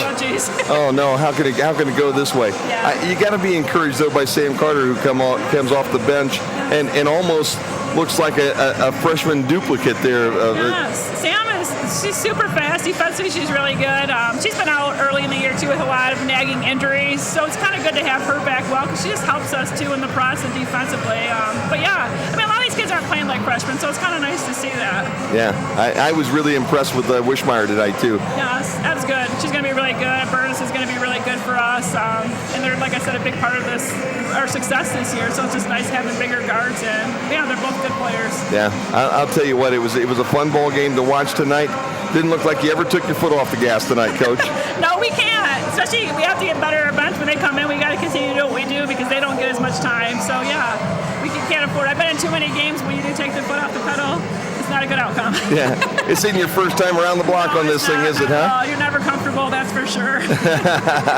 Well, a great performance tonight, Jim. Another question? You got one last for her there? I was just going to say that this is the second time we've had a chance to see the ladies play, and I'm just so impressed with how when they're bringing the ball up the court, regardless of who has the ball, how they always have their head up and they're looking around. It's given them a lot of cuts and a lot of good pass opportunities, and tonight they really took advantage of that. Yeah, I thought our offense, we're not very big, so our offense is kind of guard-oriented where we do have a lot of guards, and it is nice to have everyone be able to bring the ball up so we don't have to always rely on our point guard, and it just speeds us up a little bit and gives us more opportunities to get out in front when we have other people bringing the ball up. Yep, good communication by the ladies out there, too. For sure, and they're a great group, too. They're fun to watch. Looks like it. Yeah. It does look like it. Yeah. Saturday, we move on. Move on. Yeah, we're at St. Mary's. Yeah. Our second round starts all over again. So. Yeah. You know, I've always thought it's a whole lot of fun being able to play teams, twice in a season. You know, it does give you that opportunity if you have that bad first game to come back the next time. Yeah, for sure. And it's good to watch on film just to make corrections and see what we do and what they did. But it's good that we play everybody twice, home and at their place. Makes it interesting, that's for sure. A question that I always like to ask a coach, when we started doing this, the ladies were playing halves just like the men. You go to the quarters now, okay? Do you like having that break between the quarters? To me, it seems like maybe it gives you a minute to get your breath, get your legs back underneath of you, get back in that pace that you like to run. I mean, honestly, last year was really different. That first year, it was hard getting used to. But this year, it goes by a lot faster, that's for sure. 10 minutes flies by instead of having 20 to look at and count down. But yeah, it's like an extra timeout. So it is kind of nice to have that little bit of a break just to kind of regroup depending on how the game's going. So I like it. Fantastic. Doreen Carter has been our guest. Congratulations, Coach. Yes, thank you. No Thank you for problems. having me. You bet. Thanks, Coach. Good game. Good luck on Saturday. Doreen Carden, our guest here tonight, and it's always good to talk to Doreen. And again, it was a tough game on Saturday. The team, I thought, bounced back really well today, Jim, and got right back into everything. And I would think they're very happy with the way that everything went for the Lady Brits tonight. I think if you saw that second half that you saw tonight on Saturday, that streak would have been over. Yeah. Well, maybe before the year's over, they'll have one last chance. But as she said, just like the men, this is a very young basketball team. And they have, they're going to lose. O'Curry goes, okay, Liv Savage goes. Next year, though, it does look like there are people waiting in the wings, so they'll be ready to turn up the heat again next year for the MIAA. But we haven't written this season off yet because they're still right in the thick of things. With that win tonight, obviously, keeps them in the top upper echelon of the group, the top four. If we started today, it'd be Hope, Tryon, Calvin, and Albion to start the MIAA tournament. So they're still right there, and if they can keep winning, this could be a tournament-bound basketball team before this season's over.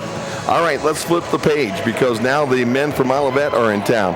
And we have a doubleheader tonight, and we're going to bring you this ball game as well as the men from Albion take on the Comets from Olivet. This is a basketball team coming in here from Olivet that took care of business with Kalamazoo over the weekend, 81-72, Jim. That one at their home field house at Cutler Event Center. Yep. And it was a situation where basically a good game kind of went back and forth, but in the end, a 9-point victory there for the Olivet Comets. Yeah, it was a tight game at the half, but Olivet opened the second half on a 23-9 run. The Kalamazoo answered with their own 22-8 run, and it was just that kind of game. But in the end, a little too much firepower for Olivet, getting their first victory in the last 4 games, and they've only won 2 out of the last 6 as they get that 81-72 home victory. Ewing and Terry scored 18 points apiece, and for Terry, those 18 points were a career high. They were out-rebounded 46-27, and they were outscored in the paint 32-22. However, they did a great job, as we saw the Lady Brits in game 1 tonight of this doubleheader. They won the turnover advantage 21-8, so excellent job being able to force the turnovers and get that 9-point victory. Well, when you take a look at this basketball team, and we did talk a little bit to some of the folks here in the gym before the game got started. This is a team in Olivet that if they get hot and they get started, they're going to be a handful all night long. You saw the 3 big scorers, as you say, Woodson, Terry, and Ewing. And then you go down to Aaron Washington, who came off the bench that had 8 points the other night. The team that shot 42% basically from the floor and shot 43% from behind the arc, or 36% behind the arc.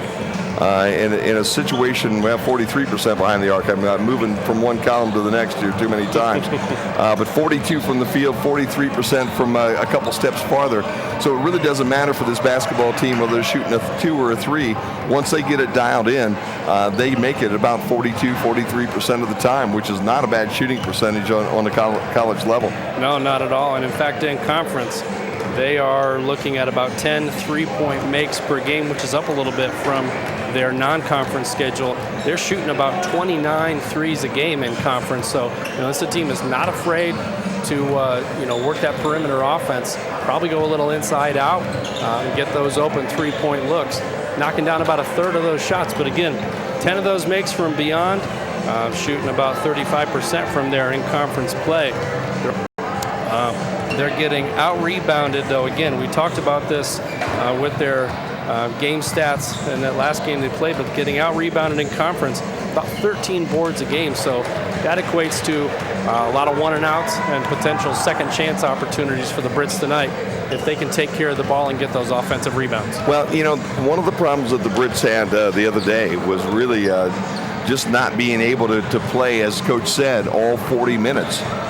It's going to have to be a situation tonight where they get out and they don't play 34, they don't play 35. That's exactly what Jody May told us after the ball game. This is a basketball team that's kind of young. When you look at the starters, you got Corey Wheeler, who's a junior, Darius Branch and Cavius Burks, both freshmen, and Jalen Fordham is a sophomore, and Zoran, the only senior that'll start here tonight. And basically, when you look at this entire lineup, he's the only senior on the team. They got a couple of other juniors on this team, and Robert Ryan and Kirk Douglas, but Douglas again will not play tonight. Mitchell Rubio, another junior, he will play, but we're told tonight that Adam Davis will not give it a go, and that takes some of the height and the ability to rebound underneath there when you take the 6'5" Davis off the floor. Although he's not really an interior player per se, he's the type of kid from what we saw the other day that will start on the outside and then crash the boards from behind the arc. So he's not the post guy, the big 6'5", 6'6" post guy that you want. That is really more Cavius Burks, who's going to go down in and muscle his way off that glass. But the young freshman at 6'4" out of Flint and Beecher High School probably is going to have to come up with a big ball game here tonight if Coach Jody May is going to get his very first win at home. And that's the part that's really amazing, Jim. 0-6 for the Britons right here at Kresge. Yep, and tonight's another, again, one of those nights where we look at the stat sheet. It looks like a game that if you play a full 40, should be able to get a W. Again, real quick with Olivet, overall 63 field goal attempts per game, 29 of those are three. So for Olivet, look for a lot of outside shooting. And if they're streaky, this could be an opportunity for the Brits to get out to a lead and they maybe extend that lead. So we'll see. Well, the Brits on the year shooting, knocking down almost 70 points a night, but they're giving up 77 a night. And with that, it's time for the national anthem and the introduction of both these starting lineups as we get ready for basketball again here on the Britons Basketball Network.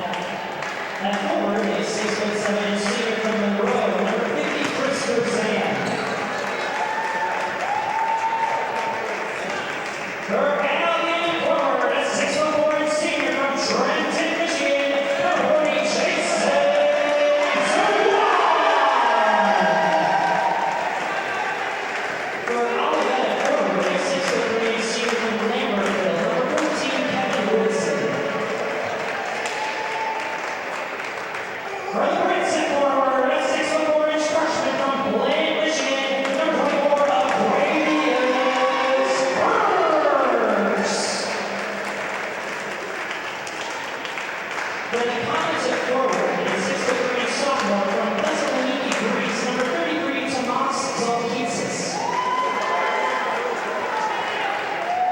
For the Britons at center, a 6'6" junior from Grand Blanc, Michigan, number 32, Mitchell Rubio. For Olivet guard, Albion junior from Lansing, number 20, Jordan Terry. For Albion guard, a Blackwood freshman from Chicago, Illinois, number 14, Darius Branch.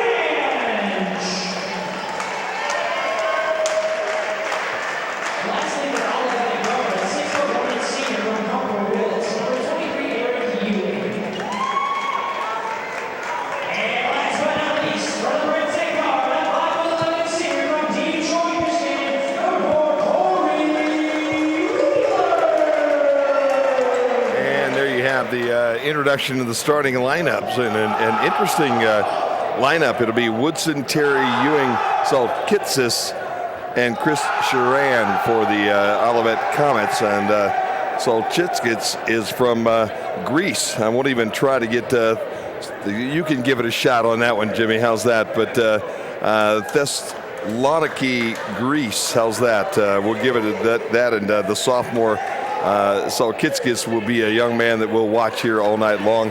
Only averaging about 5.6 points a game. And for your Britons tonight, it'll be Corey Wheeler, Darius Branch, Acavius Burks, Mitchell Rubio, and Jason Zoran.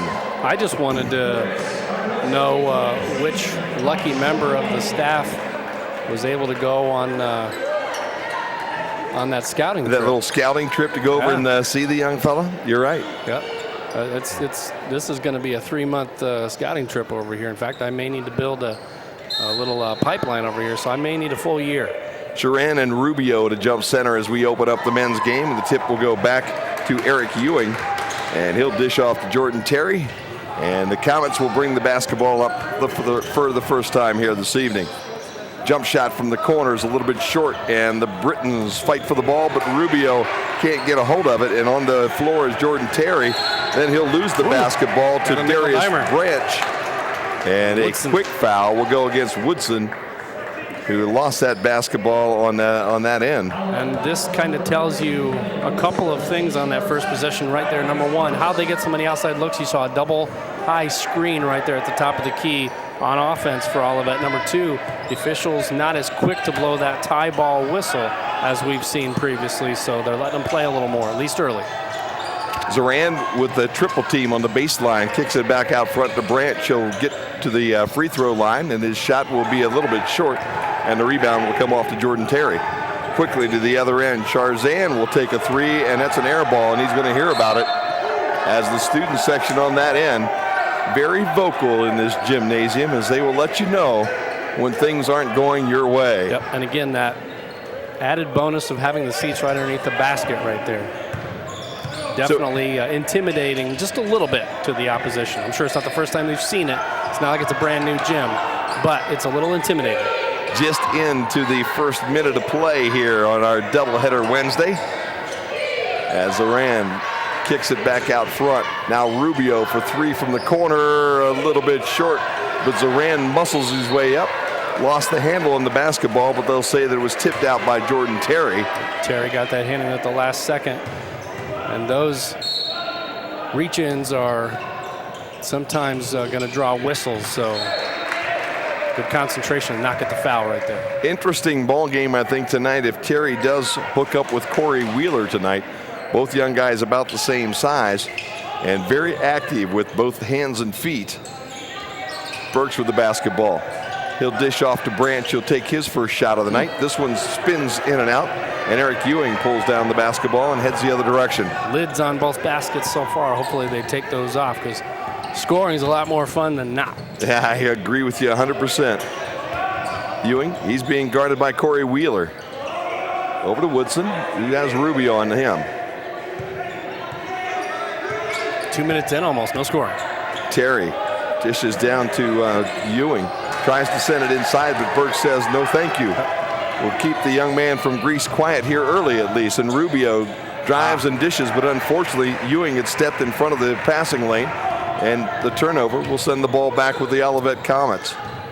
Show and go, and the jump shot will be good, and the first bucket of the night goes to Kevin Woodson from Olivet, and it's 2-0 here. Olivet Comets.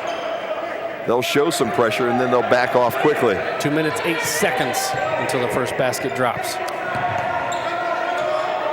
Branch will give the ball to Wheeler, and they'll play a little pass.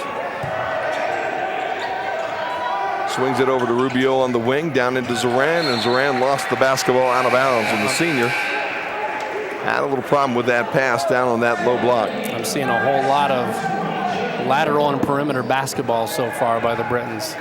Nobody attacking inside, and you're going to have establish some sort of an inside presence, Jim. Going to have to go north and south at some point in time in this ball game. Jump shot's a little bit short. Rebound looked like it was coming off to the Brits, but it was knocked out of bounds by Ewing. Yep, good hustle right there. He timed that just right.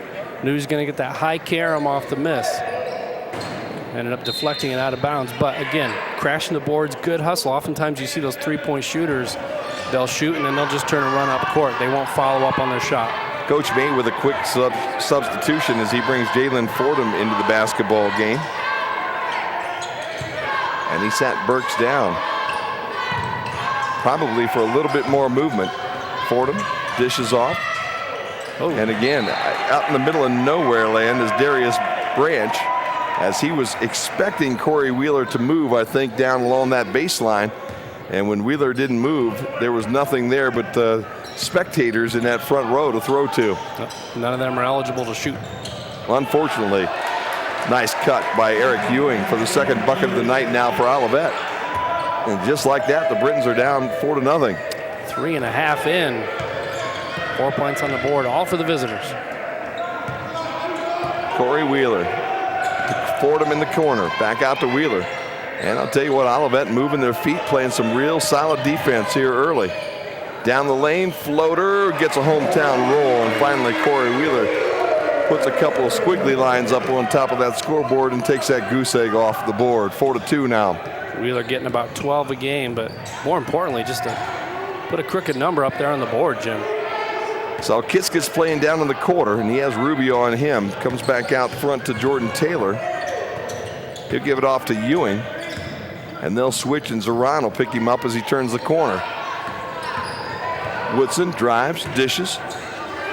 Terry back out to Saukitskis, who shoots with the buzzer going off, and I think they're going to say that the ball did not hit the rim in time, and the 35-second clock goes off, and the Britons will have the basketball even though they rebounded underneath their bucket. That ball got airborne before the clock went to double zeros, but by the time the buzzer went off, the ball had not yet hit the rim. Branch brings it down, dishes to Wheeler. Wheeler drives and dishes to Zoran. Underneath, there's an easy bucket to tie it up. A little contact with Charzan underneath. I was thinking more travel right there. Zoran never actually established possession of the ball, though. That's how he was able to kind of take that ghost step. Good ball fake, good kick. Salzis gets there in the corner. Back out to Ewing. Ewing with the left hand, no good. Charzan with the rebound. He bounces it, I think, off of the Britons. Zoran. That was close. And it will stay with Olivet with a brand new 30. 4-4 just underway here, about 5 minutes into this basketball game. Points at a premium so far, but that won't continue as there's a 3-and-1. I'll tell you what, Corey Wheeler got there just a little bit late, and he didn't get Ewing's eye off the bucket, and Ewing was able to knock that one down, and then the slap on the wrist makes it an opportunity for 4 points now for the visiting Olivet Comets. That's why a lot of times you see those players resist the urge to try to block on a three-point shot, because if you're not going to get there in time, that's what's more than likely going to happen. They're going to end up knocking it down and getting the and one out of it for a 4-point play. Ewing knocks it down. He's an 80% shooter from the free throw line. In fact, they only had one Comet there. 2-3 zone showed by the Comets. There's a body bump. Nickel dimer. Unnecessary. That's the one where Coach Ernst right there cannot be happy with that call. Jordan Taylor with the Jordan Terry with the foul. That's his first. Team's second. And the Brits will bring in substitution. Robert Ryan comes onto the floor now. Ryan Jr. out of Chicago Lake Central. They'll look for someone to establish themselves as a scoring threat for the Brits right now. I see a lot of passers, not a lot of guys who are willing to step up and be that scoring threat. There's Zoran a nice strong. little bounce pass from Wheeler to Zoran, and Zoran says, Jimmy, here, how about this two right here? 8-6 now. Zoran knocked down a couple of triples on Saturday too, but I think his inside game is a lot more strong and a lot more needed. The inside game is going to calm things down tonight. Ewing with the jump shot. It bounces high, and it'll be pulled down by the Brits' Jalen Fordham. Nice spin by Wheeler. He gets to the rim, but he meets the big fella from Greece there, Saukitskis, at the rim. You notice I haven't even tried to say that name yet. That's all you. Saukitskis, Tsalkitzis. And I thought Funderburg was a hard name to deal with. How's that, huh? There's a new leader in the clubhouse. First shot by Wheeler will find its way to the floor here of the Kresge Gymnasium. Although in fairness, you've had that name your entire life, so if you're still having trouble pronouncing it, exactly. I think I might consider going and just getting that one legally shortened. Well, the young fellow will sit down as they'll double switch here, and Aaron Washington will come on along with Quentin Way. And I can deal with Way a lot easier than Saukitskis. How's that? That was well done, though, on the pronunciation. 8-8 now as we tie things up here on the Britons Basketball Network. So quietly, the Britons have fought their way back to draw it even at 8, despite a very sluggish start. Taylor will give it to Ewing. He has Wheeler all over him. And then on the weave, Washington, and the jump shot will find its way in. Soft. 10-8. Nice confident drive right there, and a good place to stop and pop. Defender gave him a step. Simple shot, high percentage, knocked it down. Fordham in the corner, dishes to Burks, and that one was telegraphed. And here goes Washington to the other end for an easy little lay-in. Can't do that one. You're right, Jimmy. A little too late on that pass, floated it right out there for the easy takeaway. 12-8 now, as the Britons need to find a little offense. Burks in the middle of a box. There you go. Says, hey, you know what? There's a nice big open spot right here. If I take one step and put it in, 12-10. Yes, is that is sometimes you almost have to inside your head tell yourself it's okay to shoot. I'm allowed to shoot. Yep. He's been looking to distribute to this point in the game, but again, we saw on Saturday he's able to drive strong and still have a soft finish right there. Just trust your shot. It's okay. Turn around, hit that down. They're not putting their hand in your face. Make them pay for not trusting you as a shooter. 10 seconds to shoot. Goes down to Sharan, and Sharan takes an extra step before he puts the ball on the floor. And the turnover will give the ball back to the Brits with 12:44 to play in the opening half. If that's one where you did not establish a dribble, and so you just kicked that foot forward and then decided you're going to put it on the floor, you have to throw that ball on the floor first, take those steps. R.J. Haas, number 42, now in for the Comets, and he's the young man putting the pressure on the backcourt. And also we'll see the big fella in here too, Ryan Lowe. Lowe puts on quite a show in the pregame, and the kick back out to Robert Ryan for 3. And that inside-outside game for the first time tonight works for the Brits, and they have their first lead of the night, 13-12. A chemistry experiment, I think, is what we're seeing right here. I think we were looking for the right team chemistry on Saturday to kind of jumpstart things. You know, Coach May still kind of looking for that right chemistry out there on the floor. You know, you get the big fella right now, Lowe at 6'11" out of Battle Creek. You can forget the middle right now. Yeah, I think, you know. Although they're a three-point shooting team, so. Jump shot's no good, and the rebound is fought for and brought down by Corey Wheeler. Gives it to Ryan, and Ryan cuts cross court, and he's fouled. And reach in and kind of grab that jersey a little bit by accident. And that Aaron Washington was kind of like, who, me? Yeah, it was me. I agree.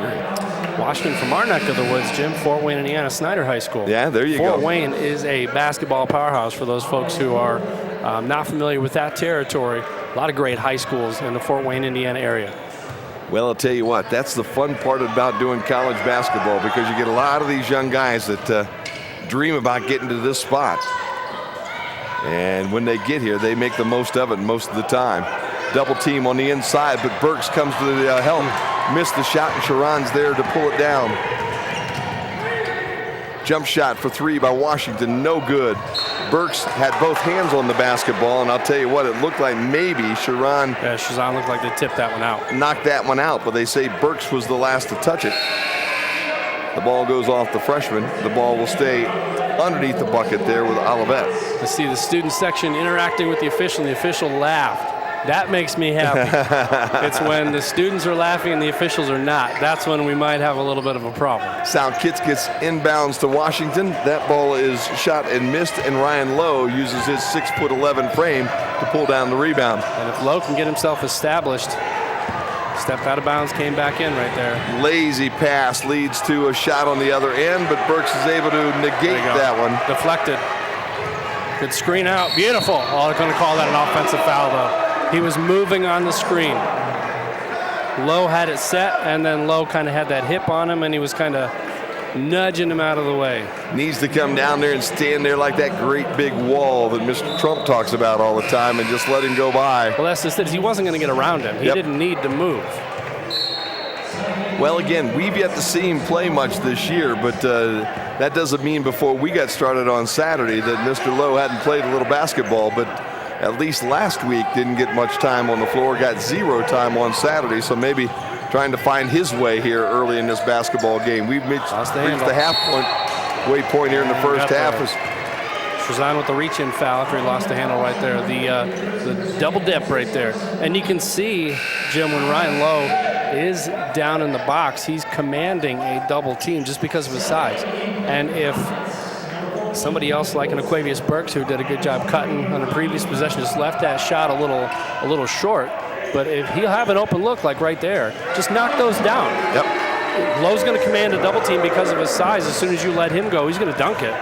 So, I mean, you have to kind of honor that. And if somebody else steps in to fill that spot, that's an easy 6-foot jumper. Burks at the free throw line knocks down his 4th point of the night now, and then steps in front of that one, but knocks it right back to Jordan Terry. Down in the quarter, Woodson, and back out to Terry. This is a more aggressive Albion Britons basketball team tonight than we saw Saturday, Jim. Well, you know what? I think Coach May put a little one into these guys over the weekend. 2 to shoot, fall away jumper, no good. Lowe's right there to pull it in. Skips it out to Jalen Fordham, all the way down the other end to Dylan Bennett. Robert Ryan thought he had a shot, but then pulled it back. Fordham with a jumper, no good. Long rebound is controlled by Kevin Woodson. And Olivet brings it to the front court. Woodson for 3. Spins out. Lowe pulls down another rebound. That's about 3 of them for him. Lowe could probably have about 15 rebounds before the night's over because nobody bothers to mix up with him down low. Well, you know, it is a different look for this team when you put the big fella in underneath. And I tell you, feed him a little bit.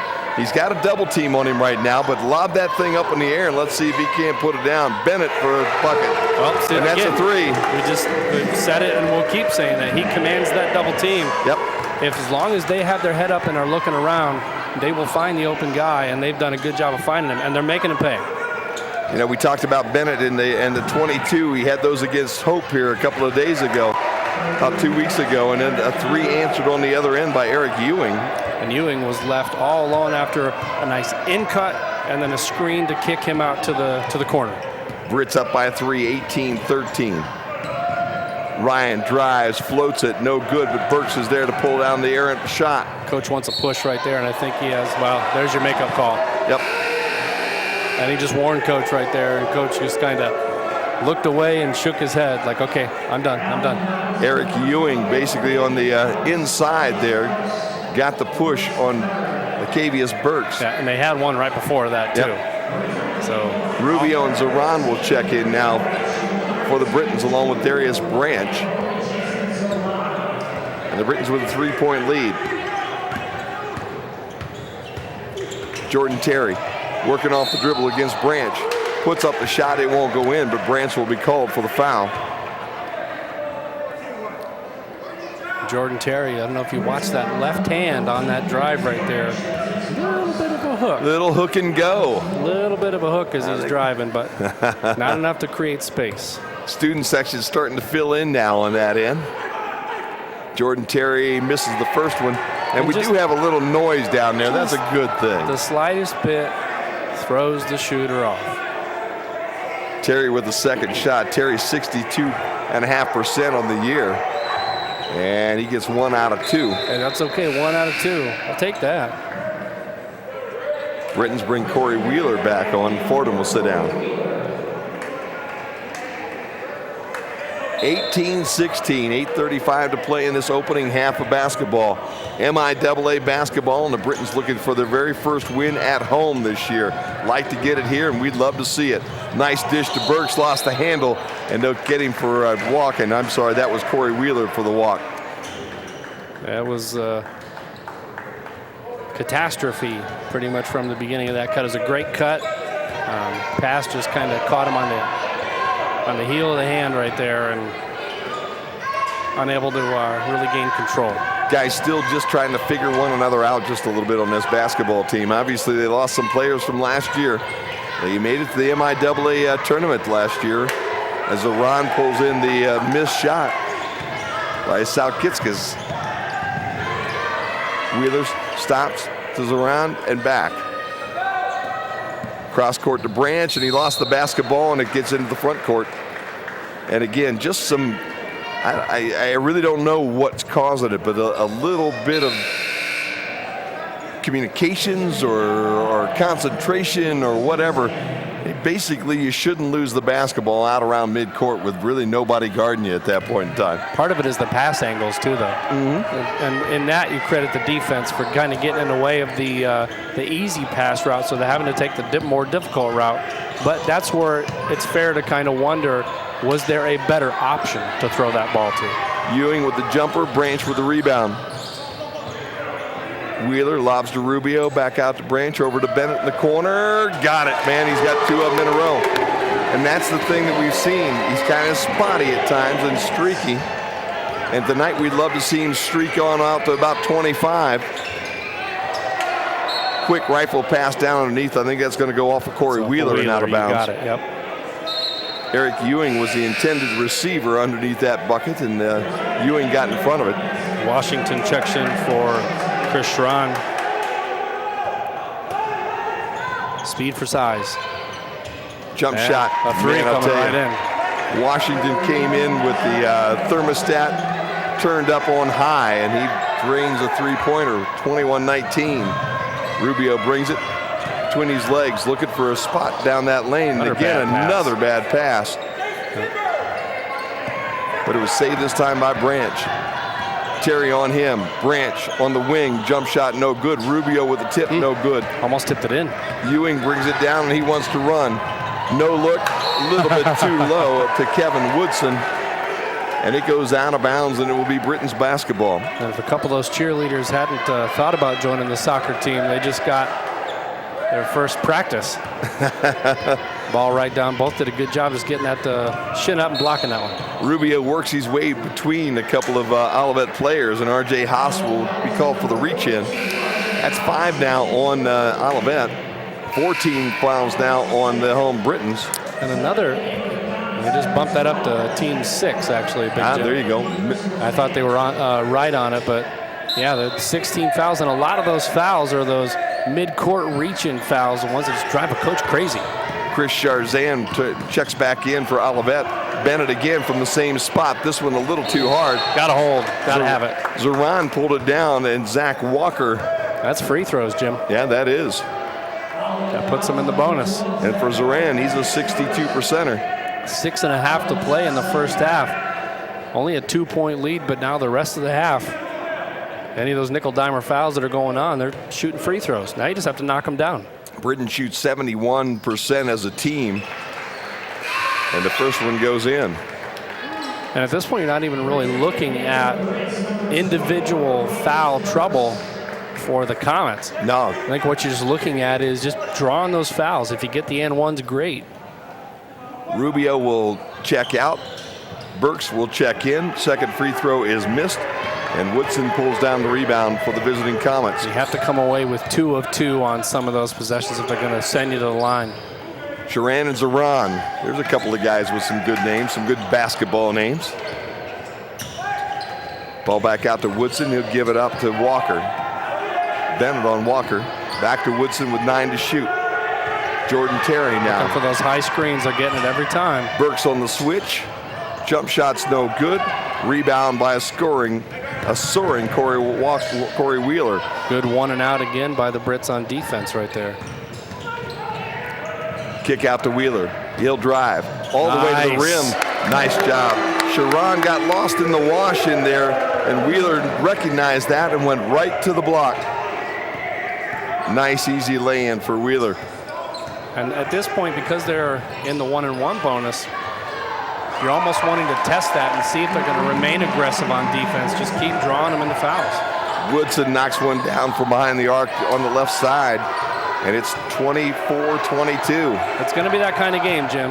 Yep, there's nothing going to be easy in this conference this year for the Albion Britons, but they need to get that first one to get a little confidence going. Bennett off the screen. They're travel.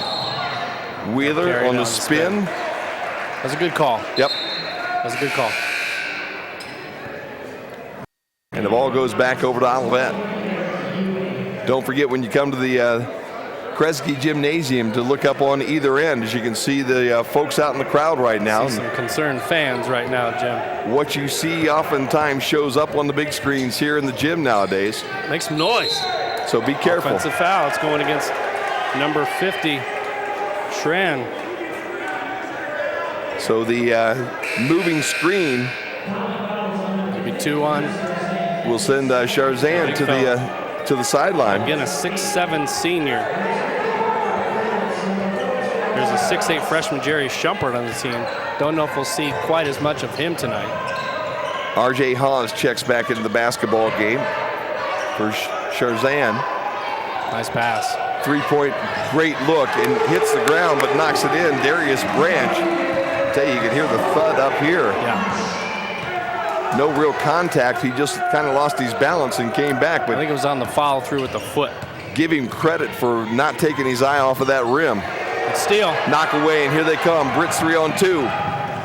All the way to the bucket and missed, and the rebound comes off to Olivet. Got to finish those, Jim. Corey Wheeler, kind of a hard one. 3-point shot, no good. Back not called. Bennett with the rebound as it's tipped out to him. Wouldn't have mattered in the end to get the ball, but still. Branch to Wheeler. 5-point, like to push it to 8 now. Down to Zeron. We got a flop underneath. Contact. Big contact, but I do believe that you got Haas kind of moving on his own. I mean, on the shot, though, it looked like he might have got bumped on the arm. Boy, both teams having some troubles inside as Ewing misses a bunny as well. Good hands right there by Jordan Terry. Pass heading towards Bennett, didn't get there. And the Britons will take a timeout. That's their first timeout of the night. And it comes at the 3:35 mark with them on top 27-22 here on the Britons Basketball Network. Jim, politics as usual is the theme for the classic film series at the Bohm Theater in January. The series continues at 10 a.m. Friday with a screening of All the President's Men. Tickets are just $3. Visit bohmtheater.org for more information. And also a discussion of the recently released motion picture Hidden Figures will take place 6:30 Saturday night at the Ludington Center in downtown Albion. The film will be showed at 4 and 7 p.m. Saturday at Bohm Theater in downtown Albion. Around the conference tonight, Triton is at Alma, Adrian is at Hope, and Calvin at Kalamazoo. Last weekend, Kalamazoo fell to Olivet 81-72. Calvin defeated Alma 95-86, and Hope took down Trine 78-74 in a real classic basketball game. Overall, right now in the conference, Hope and Calvin at 4-0 on top. Trine and Alma and Olivet all at 2-2, and then Adrian and Albion at 1-3, and Kalamazoo at 0-4. So this game has a huge meaning to it here this evening. Down in the corner, Fordham shoots and misses everything, and the rebound comes off to Eric Ewing. Ewing to Terry, who sets and pops, no good, and the rebound comes off to Burks, but a shove on Burks to get the basketball. Yep, that was 2 hands, full extension right there. That was a good call. For Burks, that's number 2. For the team, that's number, I think that'll be 6 now. I'm waiting on this Yeah, I think you're right. I think that is 5 foul on the number board 6. right now, but I think that adds one more to it. I think I'm. We'll see. Either way, it's a common foul still. On the jump shot, a little too hard. Corey Wheeler pulls it down. Again, we talked about streaky shooting by the Comets. You're seeing it right now. Tries to get the ball inside to Ryan Lowe, and it's tipped away. Good idea, though. Get Lowe involved. And Burks on the other end misses the shot, but right there for the putback is R.J. Haas. So the lead now cut to 3, 27-24, under 3 to play. Despite poor shooting lately by the Comets, they're only down 3. Britons are not pulling away. Ooh. Oh, boy, that was close. They say that Robert Ryan, I don't know that he was on this side of the midcourt line when he caught the ball. It looked to me like he was airborne and caught the ball with both feet on the Albion side of the line, but the official right there on top of it. And the turnover goes to Olivet. And Haas with the left-hander over the big fella underneath, and that's 2 in a row for R.J. Haas. Making the most of the 2 steps he was afforded right there. 27-26. Robert Ryan with the basketball. I'll tell you what, everybody collapses every time they look into Ryan Lowe. And if you're going to get him the ball, you got to get it to him up on top. There's Lowe. He'll get his first bucket of the night, and he'll also go to the free throw line. Late reaction by Kevin Woodson to get over there, make the harm. He's very frustrated with himself right there. And you always have to be careful in frustration. If you take that ball and you slam it down, if you don't catch it on the way up, you're getting a technical. So that's always one of those where I think you slap your hands together, but you don't slam the ball down. This will be Lowe's first free throw of the year, and he's now a perfect 1-for-1. So now he becomes the official guy not to foul at the end of the game. 100%. Exactly, he's 100%er right now. 2:08 to play in the opening half, and the Britons on top again by 4.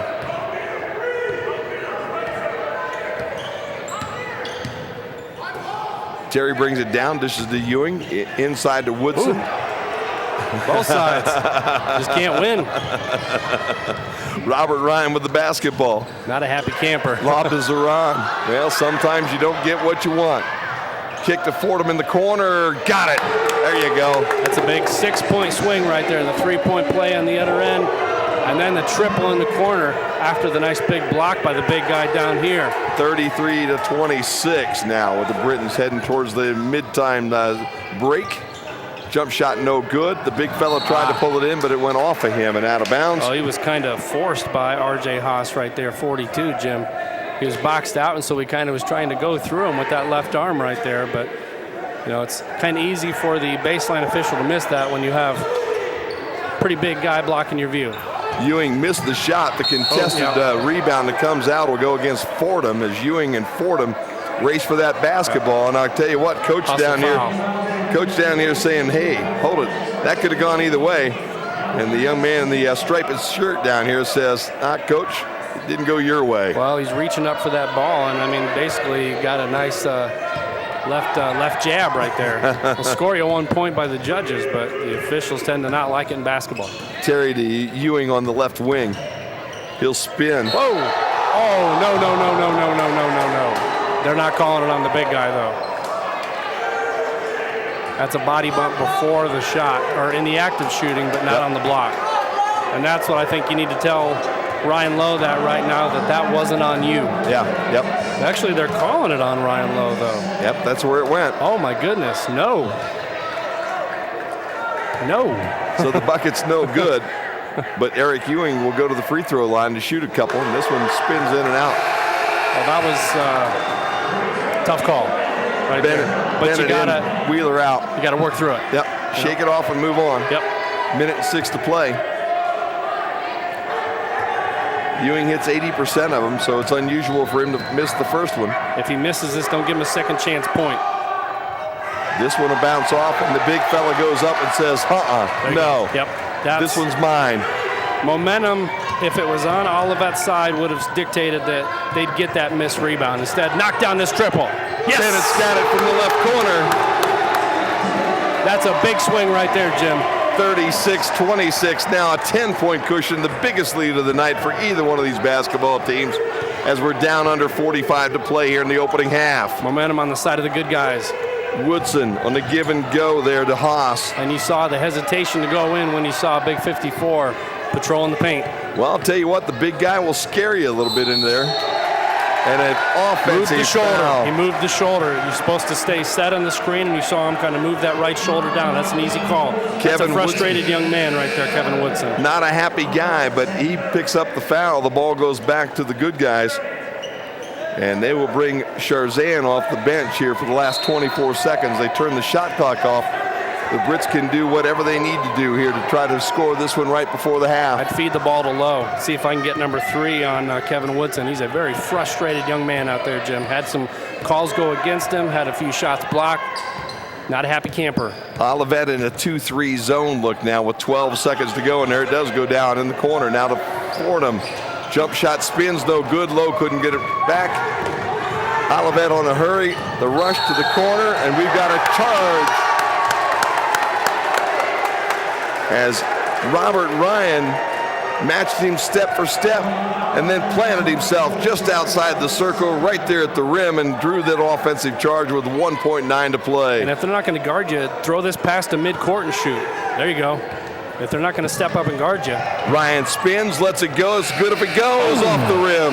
No good. Good first half by the Brits. Halftime at the Kresge, 36-26. Britons on top.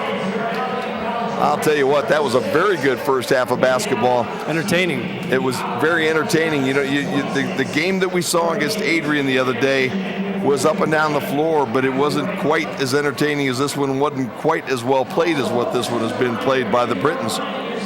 Maybe it's because Adrian's a pretty good basketball team, but just seems like there's a little more fire in this ball team tonight, Jim. Well, I think a little more fire in this team, and I think I look down at the right end underneath the basket, and I see part of your answer too. You think, it's a weeknight game, and you wonder, does it make a difference if I'm there as a student or a fan?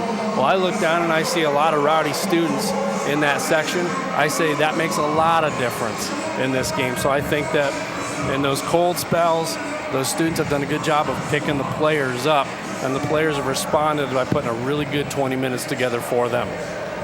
There's a shot by Acavius Burks that we saw in that first half, and I'll tell you, when this young freshman really starts to figure it out, things are going to be a lot of fun.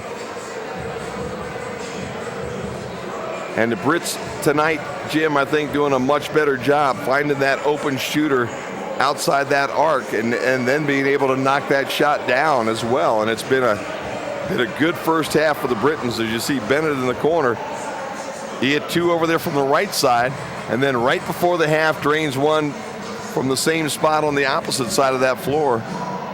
You see the ball movement, and that's where he kept the dribble alive and had a defender with his back to him right there. Easy job getting to the basket right there for Corey Wheeler. And again, look at the spacing. They collapse on defense, kept their head up, open shooter, knocking down the triple. Ewing, I've been pretty impressed with Ewing here all night long. He missed that one, obviously, but the putback goes right back in by R.J. Haas. But Ewing, a very dangerous young guy on both ends of the floor, has very active feet and hands on the defensive side, and he can go to the rim or he can set up and knock something down from 20 on the other end too. Yep. So it's been a fun ball game, and there you go, Fordham again from the corner. And I agree with you, Jimmy. You know, it's good to have all the students back here home. Oh, it's making all the difference. You go from Saturday where things were kind of quiet. This bunch was still coming back from the break. And the play was kind of quiet. Yeah, it really was. I mean, one feeds off the other. You know, the students pick the athletes up. And then when the athletes are hitting that cold spell, students are picking them up. And then they're putting on, a nice 4-0, 6-0 runs, firing the students up. And then that energy just continues to feed off itself.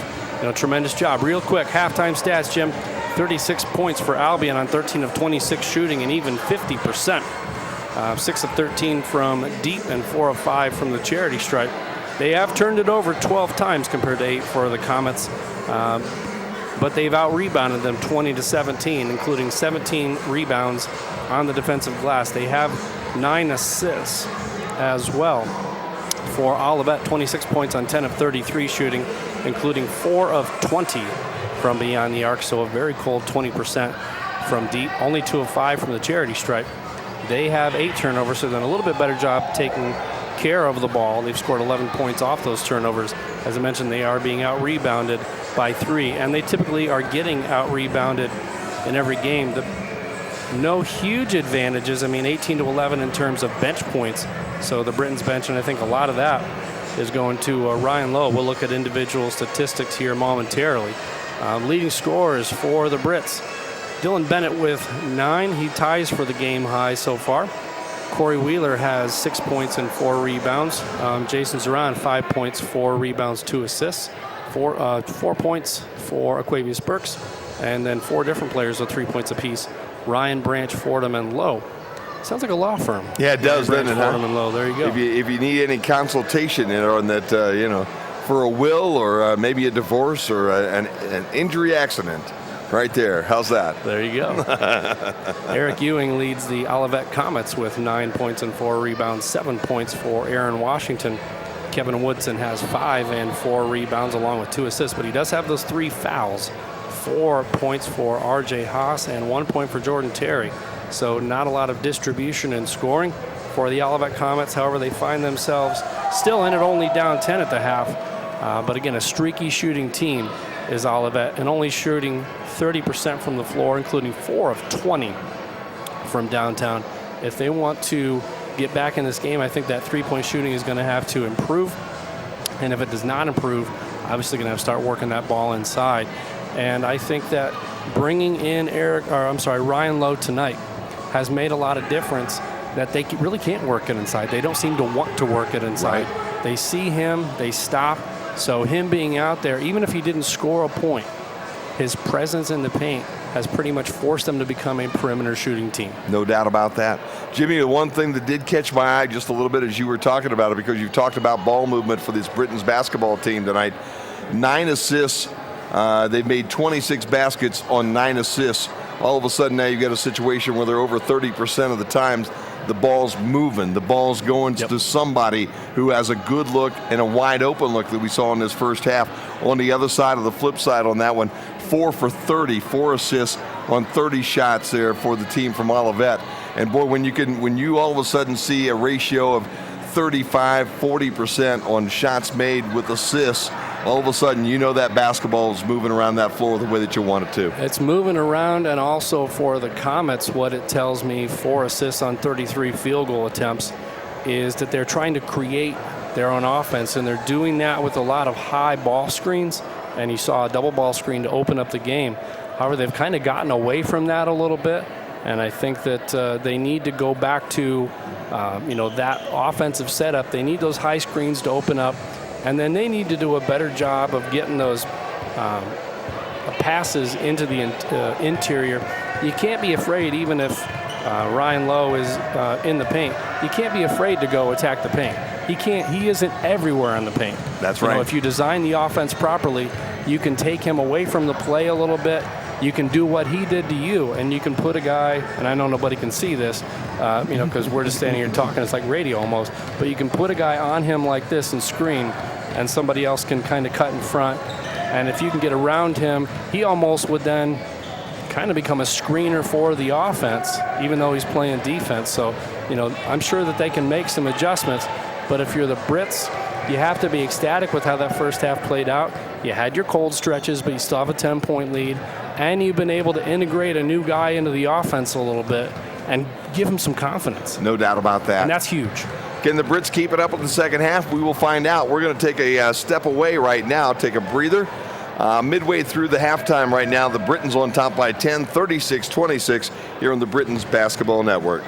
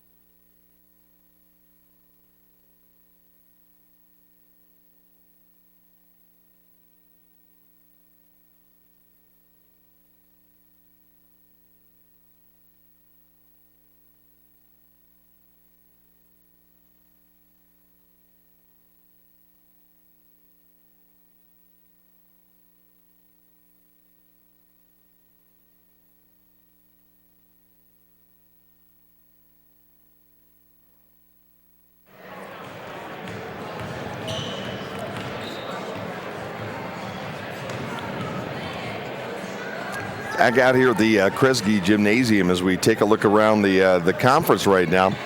Women's basketball underway in the fourth quarter right now. The game that I was really interested in, it's Hope and Trine facing off at Trine tonight.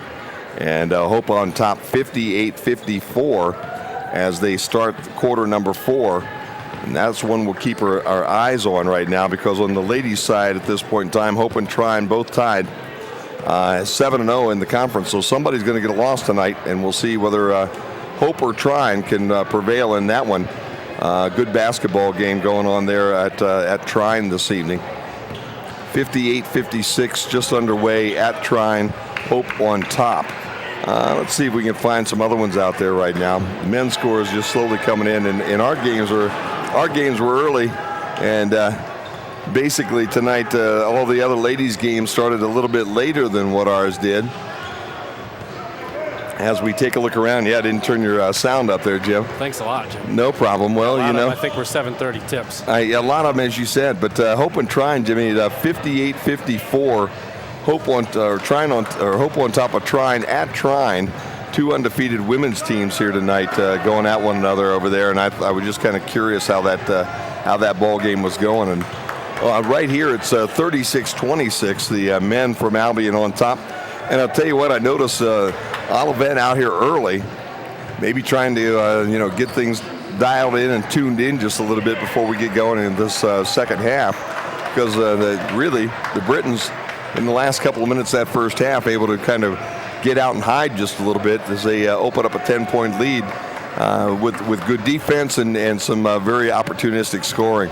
Part of that is, number one, and you touched on it when we were going through the halftime stats, Comets were not doing a good job of distributing the ball. Very low assist numbers compared to, I think it was 4 assists to 33 field goal attempts. So that's number one, not doing a good job of spreading the ball around. Number 2, at the end of that first half, they got away from their offensive identity.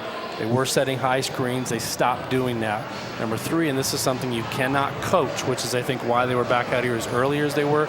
As a streaky shooting team, you can't coach them to all of a sudden start shooting better. If you could, then you would just coach that and they'd shoot 100% and you'd win every game. Teams don't do that. So if you're a streaky shooting team, you just have to reassure them that, hey, we're streaky, we'll catch it, and you have to trust that your guys are going to catch it. In the meantime, you have to stop being a perimeter basketball team for a little bit, and you have to start attacking. Even if Ryan Lowe's out there, which he wasn't out there a whole lot, I didn't get a look at the number of minutes he played in that first half, but you have to start attacking the basket. We saw the Briton ladies do it in the first game.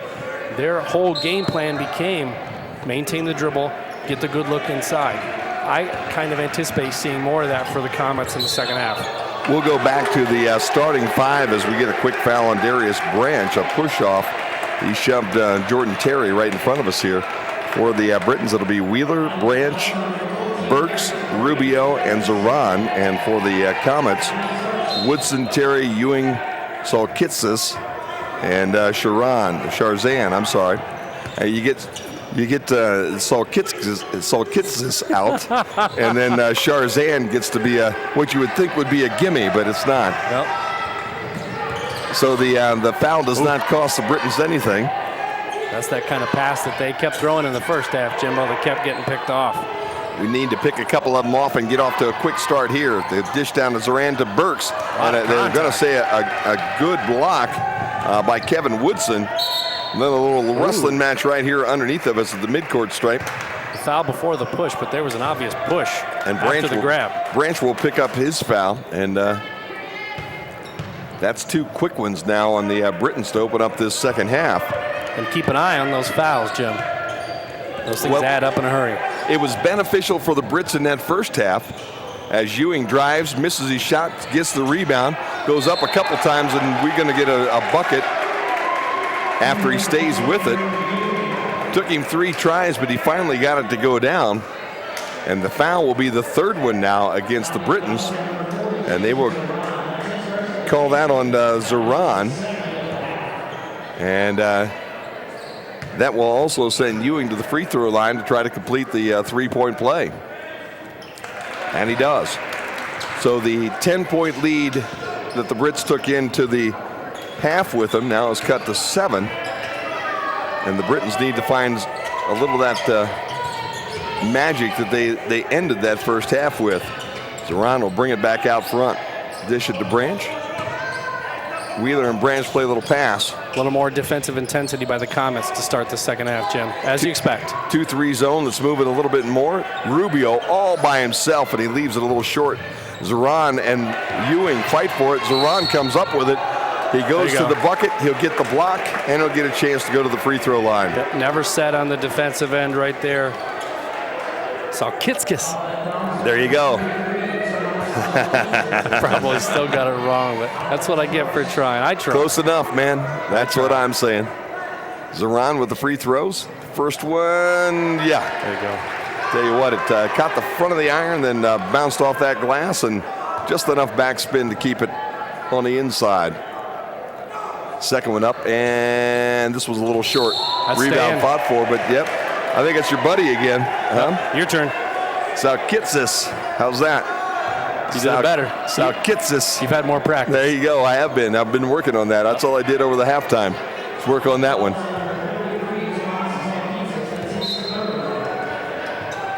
So the long pass in was a dangerous one to Burke, and it's still being wrestled for, and it goes over to Olivet.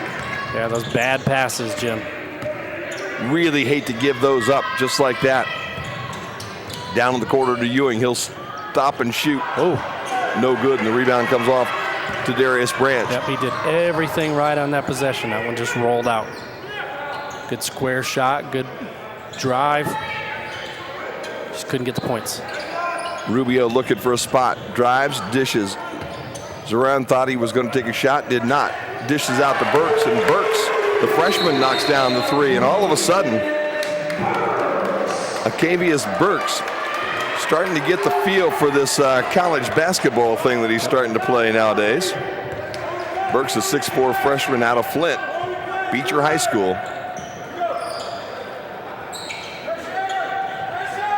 Salkitskis has Burks on him.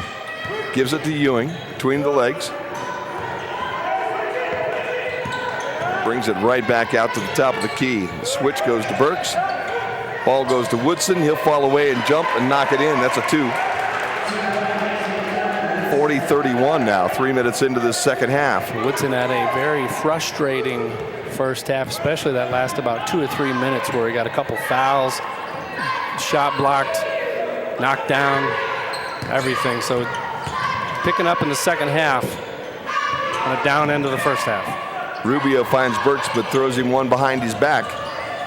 It was kept by Wheeler. Not a lot of motion. On the push, and he hits the ground hard. Easy Tiger, the easy Tiger. He and Charzan underneath. It's been a kind of a physical ball game underneath, and the referees quickly get in between the two guys. Yeah, I wouldn't be giving the Albion player too much business as far as settling down. He's not the one who shoved the player to the ground. So I get, making sure everybody stays calm, but he talks to the Albion player, he talks to the Albion coach, and he just, passively mentions it to the general area of the Olivet player. There you go.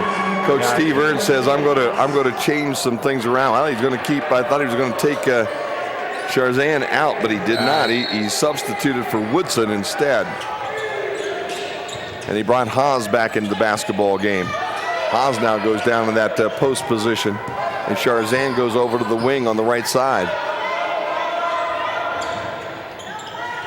Brits again moving the basketball on the perimeter, looking for a spot.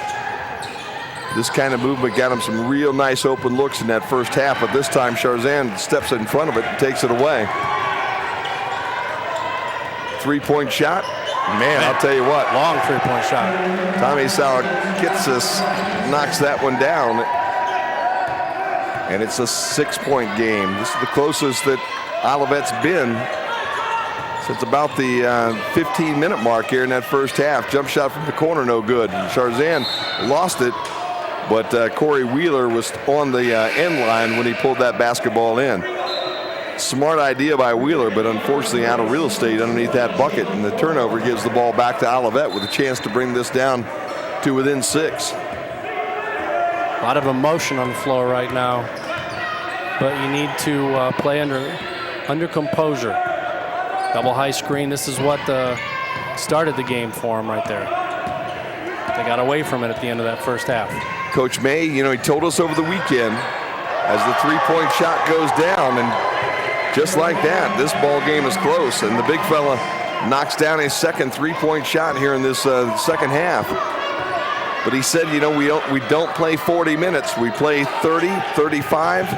That's the mark of a young team, and we let teams back in the ball game, and they've done exactly that. So the 10-point lead is now shrank down to 3. Well, you see 4 guys standing and 1 guy moving the ball.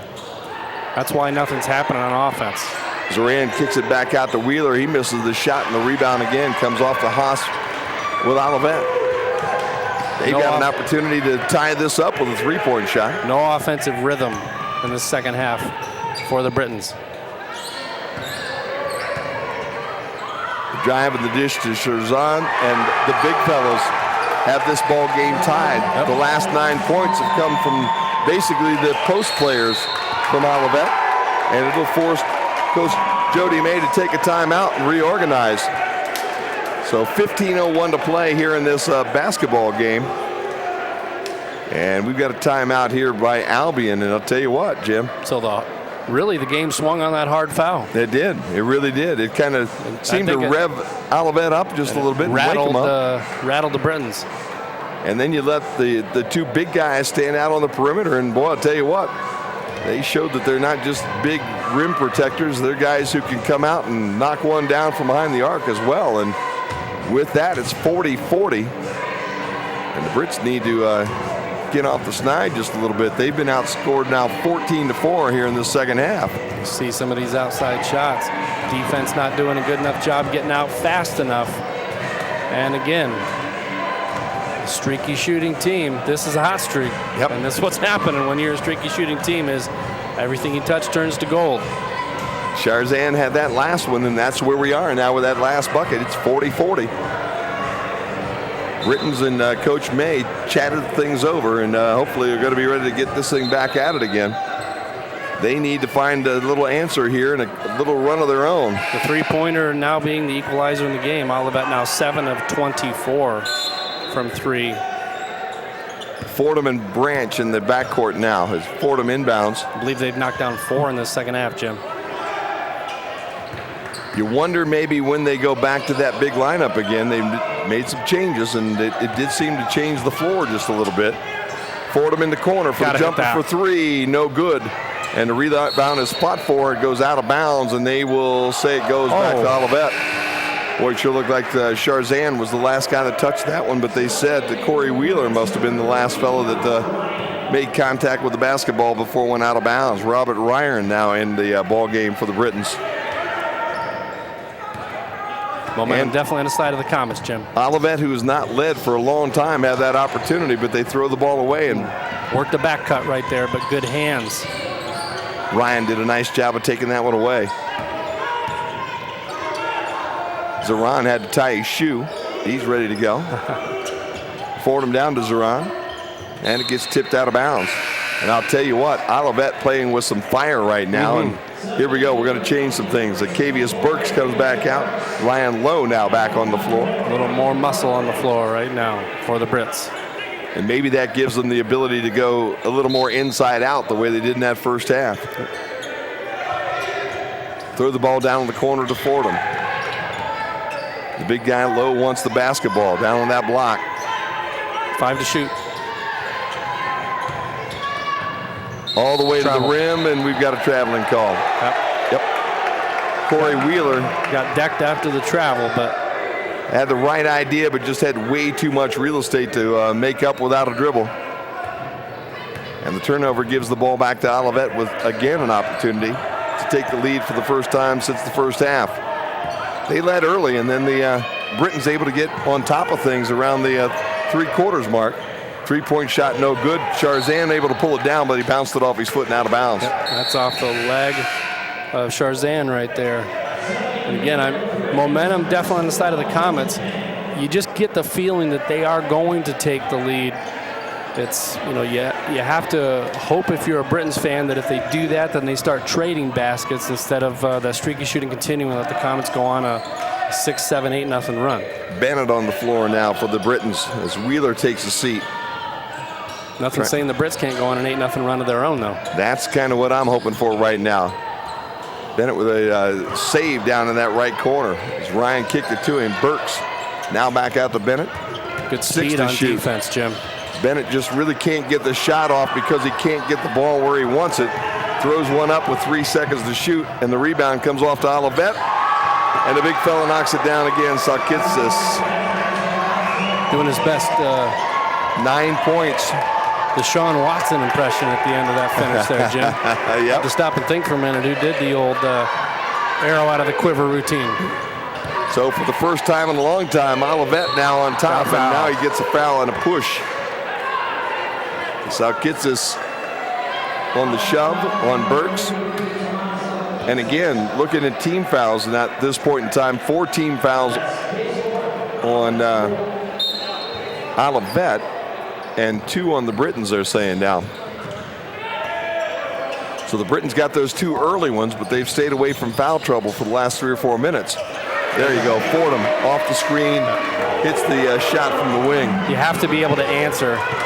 Comets are going to be knocking down those threes. I mean, they are a 3-point shooting team, Jim.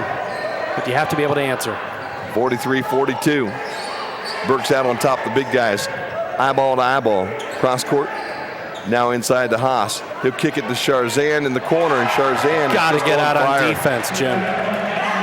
They are giving them way too much space out there. And for Charzan now, that's 6. 2 long ones here in this second half. And it's all deep shots by the big fellas. Bad pass. Haas steps in front of the intended pass, and they're going to go the other way. And the lay-in for the easy bucket goes to Eric Ewing. Now's when just like that, it's a 6-point cushion now for Olivet. Now's when you have to answer. You have to let this relax. Just can't get a shot because Olivet now playing some great defense, really running with those legs. Bennett pulls the trigger, no good. Charzan there to pull down the rebound. And they'll push the pace. Terry, long 3, and it's good. And I'll tell you what, Eric Ewing. You see it coming. Eric Ewing now feeding off the big fellas.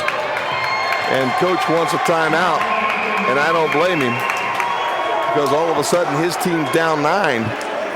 And they've only scored 6 points here in this second half.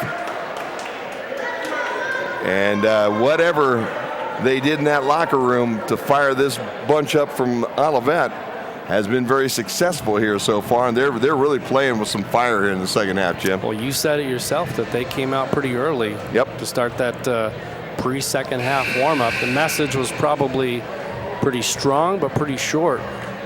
That the first half was not good enough.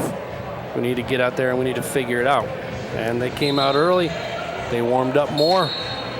And now the streaky shooting Olivet Comets are shooting the lights out. Yeah, they really Kresge are. Gymnasium. Steve Ernst, their first-year coach. He was an assistant last year with them. He's also a pretty reputable high school coach around the Michigan area. Coached at Charlotte, coached at Sheboygan. Played at Grand Valley State and Alma, and he actually got his human relations degree from Olivet.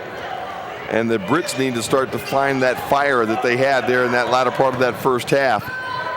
Ryan, jump shot, no good. Fight for the rebound. The putback is no good, but we got the foul underneath.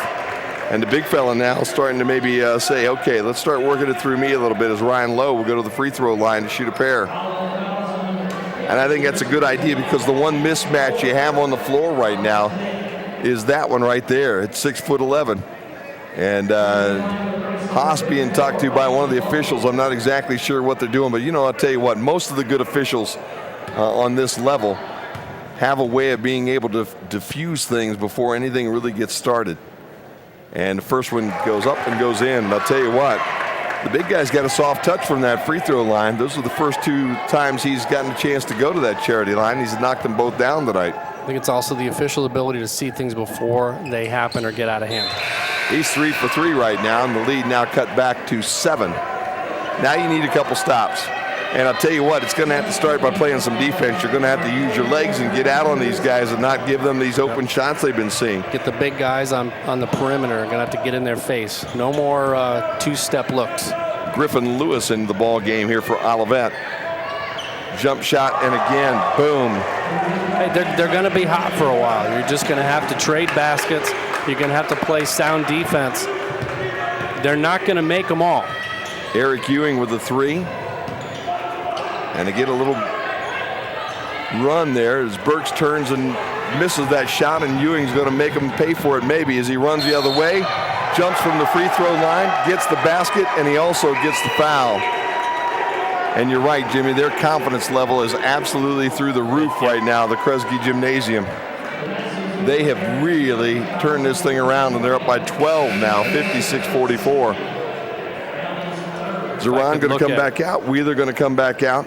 If I could look at just second half shooting stats, Jim, I think it would be a very frustrating look at a second half for the Albion Britons. Olivet Comets, I'm sure, ecstatic about the second half. Ewing hits 80% from this line right here, and he's got this one going. You didn't expect him to miss the way that he's been shooting from every other spot on this floor right now. Automatic in the second half. It's 13 now, and the Brits going to have to chip away at this one just a little bit if they're going to win this ball game tonight. Darius Branch gives it to Wheeler, and we got a whistle and a foul underneath, and it'll go against Griffin Lewis on the hold. Well, in fact, no, they're going to say it's they're going to give that one to 20. Jordan Terry, that's his 3rd, and that's 6 now on Olivet. So maybe if you can get him into the bonus. Oh, we got the hold right away on the inbound. So there's 7, and that one does go against Lewis. Maybe we can change the tempo of this basketball game a little bit. Well, but 2 of those guys coming back on the floor. You have Eric Ewing, Salkitsis, and also Sharzan out there. Those are your 3-point shooters tonight. Well, none of them are guards. Free throw, first one is good by Corey Wheeler. And that's the evolution of basketball right there. Yeah, you always used to think that your 3-point shooting threats were going to be your guards, your shooting guard especially.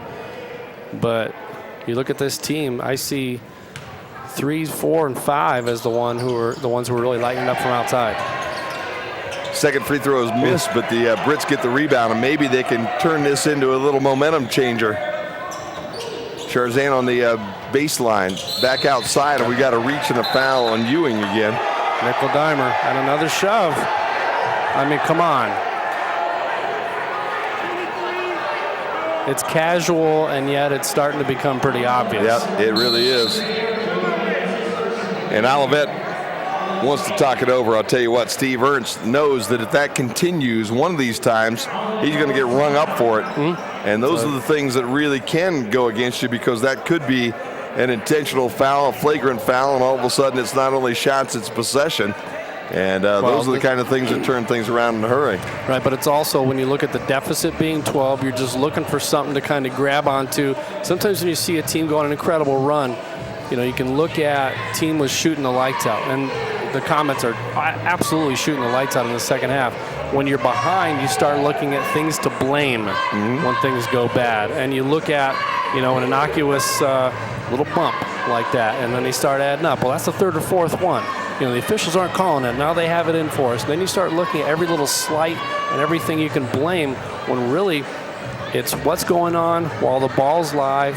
You need to hustle a little bit more on offense. You need to get a little more motion on offense. And on defense, you need to step out and start guarding the perimeter, because they are not afraid to shoot those threes, and they are knocking them down tonight. They had a real tough first half, only scored 26 points in that opening half. And then they've turned around here in the second half. And 31 so 31, far. Yeah. I mean, it's... And we're only midway through this fourth quarter, or second half. There you go. Yeah, had that fourth quarter there in the women's game. You know, that was the one good thing about the men and the women both playing half. You didn't worry about that. Now you go 4 quarters in the women's side, and we'd be right at that fourth quarter right now with 10:05 to play in this basketball game. The third quarter to be ending. 5 seconds left in the quarter, if that was the case. Yep. Oh well. Corey Wheeler at the free throw line. This one spins around and out. And again, that was a problem on Saturday as well, not being able to knock those things down. Take advantage of the opportunity to score with that clock stop and cut into that lead. It's a 12-point cushion right now for Olivet, and they'll spread things out. Too early to really just burn clock. So they're going to run a set out of this. They're looking. They've got their big guys in the corners and out on their perimeters right now, and they're looking to bounce one out to Charzan or back out to Salkitskas. Right at the end of the shot clock, they get a bailout. Yeah, and that's the one thing that you really don't like. And I'll tell you what, Coach Meeks right up off that bench talking about that. You've done so well, 28 seconds of good defense, and then you bail them out. Charzan with a heat check, and it's not happening this time, and a foul will go against Haas. You're the only red shirt there, so the foul's definitely going against you, my friend. Had a hold of the jersey and was kind of doing a little little danceroo. Haas has been the guy that's been pushing and bouncing and shoving every now and then on the other end too, so maybe you got caught with that one. Smiling real big, but we send Rubio to the other end now to shoot. It's easy to do that when you're up 12. Yep. If it's a close game, you might not be smiling as much. First one goes down for Rubio. So what do you do if you're the Britons in that case? You start knocking down your free throws. That's what you have to do. Because the next one puts in a double bonus the rest of the game. So if you're going to get fouled, you have to make them pay. And again, it slows the pace of this game down, and Olivet had picked that pace up just a little bit, and we're happy with it. Didn't get the second shot, but they got the rebound, and Zoran goes up and is fouled. Charzan took an elbow right to the jaw. Yep, and I think that was in the follow through of the shot, lifting that arm up. And that's going to happen. You're going to see a lot of jam fingers, a lot of elbows. And unfortunately, right there, I mean, 2 front teeth, man. That's right exactly where that is. I'm not sure whether he's bleeding or not. It looks like maybe there's a little blood on that lip. Yep, we're going to have to get a timeout, and we're going to bring him over to the sideline right now. And that's one of those that how do you I mean, all you can really do is probably just go get some water. Because, I mean, it's not like a cut on the arm. Nope. No, you can't. Yep. It's impossible to tell your mouth, hey, stop bleeding. He's moving those front teeth. They're still both intact at this point in time, but there's a little bit of blood, just a small cut on that upper lip. So here's where we need a good DDS sponsor. Yeah, exactly. The Albion Dentistry Group or something like that. You bet. And we'll have to. We'll get Matt Aaron on that one. How's that? Big shout out to Matt out there if he's watching right now. He's heading.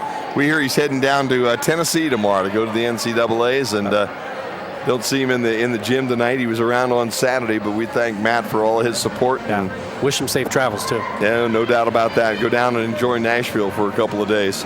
Good representative of Albion College, excellent Division III school in the MIAA. Well, can the Brits turn this thing around? They've got half of the second half here ahead of them right now. Plenty of time. They just need to keep chipping away, chipping away, chipping away. Well, you can absolutely cut into that lead. You bet. I mean, a lot of it starts with the things we've been talking about. You have to be a little more crisp on offense. You have to play better perimeter defense, and you need to start hustling the ball. You need to ramp up the intensity. It's a little bit. And you got to make these right here. Zoran makes the first one. Yep. We've missed a couple of them already. You knock these free throws down, 10 becomes 8, becomes 7, becomes 5. I mean, there you go. They're free throws. Take them. 57-48 now. It's under double digits. And you see again, no high screen here. Terry has Zoran out there, but this was rejected. Nice job by the Britons as they saved. Nope, the ball gets out of bounds and gets away from him over on the right side in the corner. Darius Branch thought he had it, but he ran out of room over there in the corner. I'm looking at the offensive identity again for the Comets, Jim. They got away from the high screen right there. They had success when they ran it. They stopped running in the first half. Everything kind of came crashing down. I think the streaky shooting might have calmed down a little bit. Hopefully, I'm not reverse jinxing by saying that. Jordan Terry working out front, 17 to shoot. Good perimeter defense will take care of that too, though. Bennett has Salkitskas, and they kick it over to Haas, who's wide open, but he missed it. Sharon goes over the top, gets the rebound, and puts it back in. Decent job of boxing him out, but he just had absolutely too much stretch over top of Corey Wheeler. And went up, got that basketball, and put it right back in. It goes back up to 11 again. If he goes up for that board, he probably gets contact and gets that over the back call.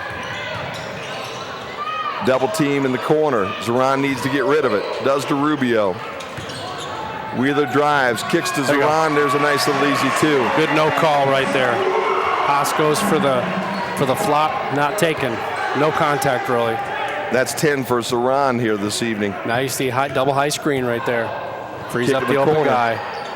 And I'll tell you what, the big fella is still nice and warm, and he's still shooting arrows on his way down the floor. If I'm the Comets, Jim, I run that set until they stop you. It works. Saukitskis knocks that one down. And again, it's a 12-point lead with 7:59 to play in the ballgame. So the question is, what do the Brits do to respond on defense? Branch with a jumper, no good. Rebound, fought for, saved by Rubio, by Zoran to Rubio. Good job and a good shot. Darius Branch cashes that in, and what effort by the Brits to be able to save that basketball. There might be a little mat down there behind the baseline, but that's not going to cushion your body too much, Jim. Nope, he gave it all up down there in the corner, and it became a big play. Lazy as pass. Wheeler Rejected. swats that one out of bounds. A little chirping going on after that one, too. Charzan will sit down. Kevin Woodson back in. Burks comes in for the Brits along with Robert Ryan. And Ewing will inbounds down in the right corner. Kick it all the way back out front to Jordan Terry with 12 to shoot. He has Ryan on him. Good Now they step out. switch to Burks. 2-1, three-point shot, no good. Rebound That didn't comes hit off the- to Zoran. Didn't hit the anything. iron. Yep. So the 35-second clock violation puts the ball back in the hands of the Britons. Amazing when you think about it, too. 35 seconds. Yeah. An eternity. It is. You can't get a shot to hit, but that's, it's the set you're running. You're taking your time. It's not like you're trying to shoot the entire 35 seconds. Ryan. Well, again, I would think that they would love to be able to go deep into that shot clock and then knock one down. Bennett gives it up. Ryan works it over to Wheeler. And Corey Wheeler says, I can knock down a three-point every now and then, too. Just need another stop here. 7-point game. Let's Won't get this tie the crowd game. back into it. That's what it'll do. Yep, another stop here, another make. Won't tie the game, but it will get that crowd a little more fired up, make life a little more difficult for the Comets. They spread everything out. They put Haas in the corner. They bring Saukitskis down across to the top of the key. And they set up Jordan Terry. 5 to shoot. 4 Wide to shoot. open look. Saukitskis all by himself, and he knocks it down. You You just cannot can't let him yeah. stand all by himself like that. How do you lose a guy that's 6'4" and wearing a big number 3 on his chest? Everybody's collapsing on the ball. Bennett. Over to Ryan. Got to hit it. Wheeler from the corner. There we go. Heat check time. That's a lot Time better. to- Answer the three with a three. Time to defend your gym tonight, man. 65-58, under 6 to play. This has been a good one. It's been a tale of two halves. Olivet down 10 at halftime. Kicks to the big fella again. This one spins out. He's too close. Maybe, yeah, really, maybe finally this boy's going to cool down just a little bit. He's been about as close to automatic as you can get tonight. That would have been for 2, as you said, Jimmy. Ryan kicks through, and it comes back outside. Down to Zoran on the baseline. Back out to Ryan. Bennett by himself. Got it. There we go. Now the crowd's jumping. 65-61. And this place back in the ball game now. A little more difficult for the Comets now. Yep. And they'll take a timeout. Now you're still confident, but the other team's getting more confident. And now we're back to a little bit closer back to even Steven. I think so, too. Interesting ball game. We have 5 minutes to play in this one, and it's a tight one here again. The Brits, who are down, basically they were up at 10.5, and then they were down double digits most of this second half, have fought their way back into a 65-61 contest here.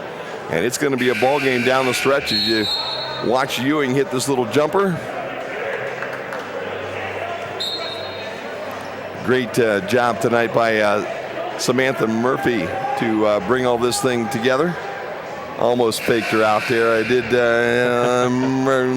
bothered. She's not listening over there. I don't think I was waiting for it more than she was. The Albion College Theater Department production of Clybourne Park hits the Herrick Theater stage. Curtain rises at 8 p.m. February 23 through 25 at 8 p.m. and at 2 p.m. on February 26. That's Clybourne Park at the Herrick.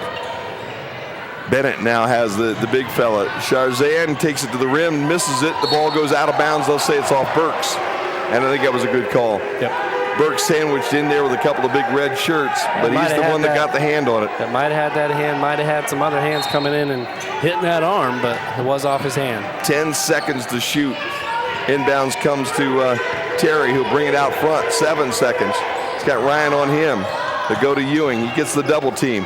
Kick back outside. Travel. You bet. He knocked it down, but he did a little hopping before he let go of the basketball, and that was a great call. He's looking at it like, what? And, yep, you can't hop in this ball game. Yep, picked the foot up and then planted it and stepped in. That's a no-no. 5-point game with 4:42 to play. Now Good one here tonight. You have to take advantage of that turnover now, Jim. And a whistle on the inside and a block. There's that guy again, Jim. Yep. Well, you know, I'll tell you what. Haas likes to play a little football on the inside there. He's bumping and shoving and bouncing and grinding, and Bennett trying to get around him, and he couldn't, basically. That was the problem. That age-old thing is you often hear athletes say basketball players kind of want to be football players. Yep. Sometimes football players kind of wanted to be basketball players. And you see the best of both worlds tonight. Bennett makes the first one good. I think we have a ball game here, Jim. I think we've got a real good basketball game tonight as Dylan Bennett from Brighton. Cut it to 2. Yes. And he does. Rips them both down. He's 3 for 3 now in the year, 100%.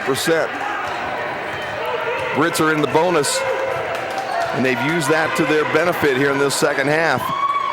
Good high screen, good step out D. Double team. Haas with no place to go, 18 to shoot. Perimeter defense stayed true. No open looks. Ewing from the corner, no. Rebound comes off to Wheeler. Good tie. Britton's going to take their time right now. Wise idea. 4:08 to play. 2 ties at 3 gives the Brits their first lead of the second half, Jim. Or in a long time, I should say. They had the lead going in. Somebody Burke fell. all by himself. Haas fell down. I don't know what he's looking at the referee for. Maybe a little scuffle underneath that I didn't see. Body bump, yep. They're positioning, and he's figuring if I'm going to get called for all these fouls, then I'm going to hit the deck once and see if I can get a whistle as we get a timeout. He's asking what was that. Coach Ernst wants to take a timeout. There's no foul is what it was. Yep, and he's asking exactly that. And he said, what was that? Still asking what was that, and he's not going to get an answer right at this point in time. No, that's called cumulative effect is what that is. Still not gone into the huddle right now. He's still waiting on that answer from the official right underneath of us right now, and he's just not going to get it. That's just a momentum kill is all that timeout is. You know, he's not even really talking to his team a whole lot. It's really just settle down. Now, I think that's all. Wanted to cool everything down because Haas has gotten into a couple of fouls here in the last several minutes. Played a real rough ball game underneath. There you go. Here's the big fella again, all by himself, and you leave 33 all by himself, and it just goes swish. You leave 33, you leave 50, you leave. Geez, oh Pete, your pick. Yeah. I mean, they've done such a good job with their perimeter shooting tonight. We talked about how they were a streaky shooting team and how they tried a lot of threes. Well, in the second half, they've knocked a lot of them down, Jim. Oh, Zaran with the rejection, but they say he got the arm, and that'll send the big fellow to the free throw line. Salkitskis will get a chance to shoot 2. And again, like most of the European players, very accurate from the free throw line, 93%er. Focus on the fundamentals. Coach May down here wanted a clean block, but I think that was a good call. He got a lot of basketball, but he kind of followed through. And the big guy will walk away after missing the opener. What's that I hear? Yeah, isn't that fun to hear that noise down there? Music to my ears, yes, sir. It's a tie game right now. I love that I can barely hear out of these headphones. Salkitskis knocks the second one down. The crowd, tip its cap to you. Yeah. You did your job, 1 of 2. So many times you get in these gyms and they just sit so quiet. It's almost like heading to Sunday school.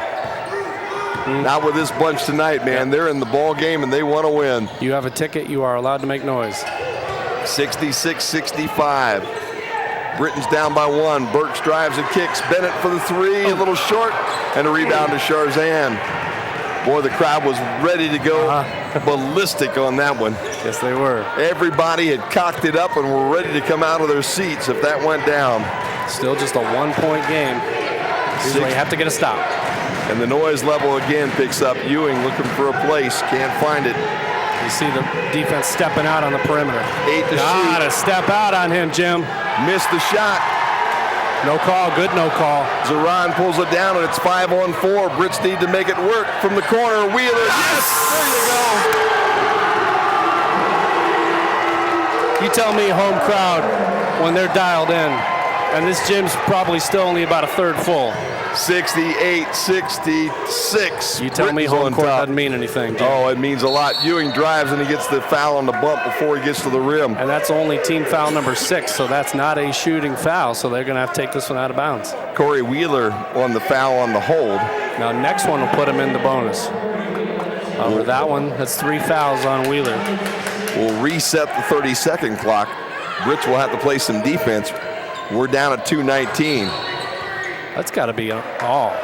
They say he fought through the screen, but that would look more like a hold than anything else, Jim. He's trying to fight through that screen, and you see a little bit of this going on. Yep. Crowd not happy, but there's foul number 7 on the Britons, and this would go against Robert Ryan. A double screen going on the inbound, just above the free throw line right there. And when he's trying to fight through that screen, you see that screen kind of moving and kind of grabbing a little bit. In fact, they'll give it to Burks, actually. That's 3 on Burks. And that was on Burks. He was the one fighting through right there. Yep. Tough call. My mistake. Still only 1-on-1. Terry only hits 2 out of 3, and he missed the opener. Oh, my goodness. Can't throw those lazy passes like that. Got to call it, yep. Burks gets the block as he tries to bring it across midcourt. Now you just have to knock down your free throws. You have to play under control, guard the perimeter, and knock down your free throws. You have the lead. Yeah. It's a good position to be in. Now you need to build it just a little bit. Get it up to 3 possessions and then take it home tonight. Continue to extend. If you can knock them both down, that's 2 possessions. You got to knock down these free throws. First one spins out. That's okay. The freshman gets another one. Second one goes in, but we've got to whistle. Somebody's in the lane a little too early, and it was us. So we don't get either one of those free throws, and it still remains a 2-point game. Both teams in the bonus. Britons in the double bonus. Just can't have that happen, Jim. Burks is 63%er, and he got 0. Missed the first one, and then the lane violation gives the ball back to Olivet. Drive and the foul, and nice boy, block. now it's getting to be a little bit testy out here. Both these teams now. Kevin Woodson will draw the foul on Bennett. I'll say this, Jim, that if the game's getting physical, it's good to see both teams standing up for themselves. Yep, and they are not just definitely seeing doing one that. team dominate the physicality. Tell you what, you want to say you got a little confidence against the young man from Lambertville. Senior's going to the free throw line all by himself, and he missed it. And we got a nickel dimer foul. Wow. Wow. I'll tell you what. It's been that kind of night for young Kevin Woodson, though, Jim. He was the only guy there. He missed the free throw, and then the grab after the shot. Yep. And wow. He can't sub out till the first free throw, and it's double bonus from this point forward, too. So he can't sub in until the first shot is released. Bennett now goes to the free throw line. He's a little more automatic than Burks, and he's got the first one. Yeah, just free throws just so important. Dylan Bennett here's 3 for 3 tonight. He came in 1 for 1, so he's hit every free throw he's had so far. Got to throw another point on that board, Jim. It's 69-66, I do believe. Yep. And it should be 70-66, and they do catch up. Yep. So the Brits with a 4-point cushion. Minute and 52 to play. You got to get that point at home, man. Come on. No doubt about that. Bennett has the big guy down on this end. He's going to play him nose to nose. They switch off to Wheeler. Down to Haas. Haas drives left hand, and it stays home. Nice job by Haas to be able to control his body that time and get that one to go down. Minute and a half to play. Brits just need to trade with him now. Yep, the Comets don't look as comfortable Not at driving all. down low, so they just look like they want to be a perimeter team tonight. Back in that 2-3 zone. Wheeler kicks it back over to Ryan. Oh, my goodness. Over to Burks, and he kicks it out of bounds. Man, you can't have the turnovers at this point in time. Yeah, I was just about to say, here's where you can ill afford to have a bad pass, too. I wish I hadn't even thought it. 70-68. Brits up by a deuce. Heading towards the 1 minute That's mark. when you need the crowd, Jim. Here they come. Here they come. Jordan Terry to Ewing. Saran's on him. They'll switch. This Burks guy's down. been quiet lately, Jim. Let's see. I hope he stays that way. Finds his spot. Had to open your mouth, didn't you, huh? Well, I was talking about 71-70. Oh, Ewing. Yeah. Well, the big fella knocked it down South Kitsis. And it's a 1-point lead now for Olivet. 54 seconds left to go. Britons left a couple of free throws on the shelf tonight. Down to Burks, tipped away. 18 to shoot. Saw him open, had the look, but just saw him about a split second too late. Coach May down talking to his guys on that baseline. Inside to Zaran, he's got the bucket. And he'll get a chance to add one. Gutsy pass right there. I'll tell you what. Into the trees. Nice move by the senior to get it up and get it home. That's what you have to do. I mean, you have no time to think. You have to basically get that ball. It has to go straight up. It's got to go straight up. And it did. And we've got a substitution. They're going to bring Rubio in as soon as they can. And Rubio coming in for Burks. So you're going to bring the freshman out. That's 5 on Haas, Jim. There you go. Haas going to go sit down. Probably, if you're a Brits fan, a little poetic justice right there. I would think so. Woodson will take his spot. As much of a physical presence as he has been in this game to foul out. He's been a banger underneath. There's no doubt about that. A victory is a lot more justice, I think, though, than having a player foul out. Zaran makes it a 3-point play and makes the lead 2 for the Brits. 73-71. No open threes, Jim. 40 seconds to play. 25 to shoot. Open threes. Zaran right on 33. Drives to the rim. Can't get it to go down. Again, they just don't look comfortable driving. Nope. They're a jump shooting team, aren't they, huh? Brits need to hang on to the basketball. Ryan comes in, a hard foul right at the free throw at the midcourt line. And that'll send Robert Ryan to the free throw line. Comes over to grab a towel real quick to kind of get rid of some of the perspiration on that hand before he goes to make these big shots. 83%er. Knock them both down. 24 ticks left on this clock. Make life a lot more difficult for the Comets. Knocks this down, the shot clock will go black. Got to have at least one, because then a 3 can only tie, but you'd love to stretch this to a 2-possession game. Aaron Washington will check into the basketball game for Olivet. I would like for the officials to let him shoot like 6 of them. That's what I would like. Robert Ryan will toe the line here from Chicago, Lake Central. At least got to have 1. 2 would be wonderful. First one's on its way, and it's got nothing but swish all over it. Now you can relax even more on the second, because now you know the worst that can happen is if they drive down and tie with a 3. But now this one, now they have to be thinking 2 possessions, which means a make and a foul. Coach has all these guys out of the midcourt stripe. And Ryan makes them both. Ball gets tipped around, knocked out of bounds. That Wheeler's the last guy that touched it. That's a good call. That was a completely out of control play. You still want to try to reach in and make a play on that ball, but if you just don't, then it goes out of bounds and the game's over. 20 seconds. The big fellow drops the 3 up, no good. Rubio pulls down the rebound, fights for it on the ground. It comes out. It's Brits basketball. They call it timeout. Good sportsmanship. Wow. Well, I was going to say good sportsmanship. And then Sherzan decided to psych on the help up right there, which is unfortunate. I mean, it's been a hard-fought game, but let's not forget to be good sports at the same time. Shows you how much emotion is in the game of basketball, though, Jim. Everybody's on the edge right now. Both teams want to win this one tonight. Comets come in at 2-2 in the conference, 6-9 overall. The Brits come in at 4-11 and 1-3.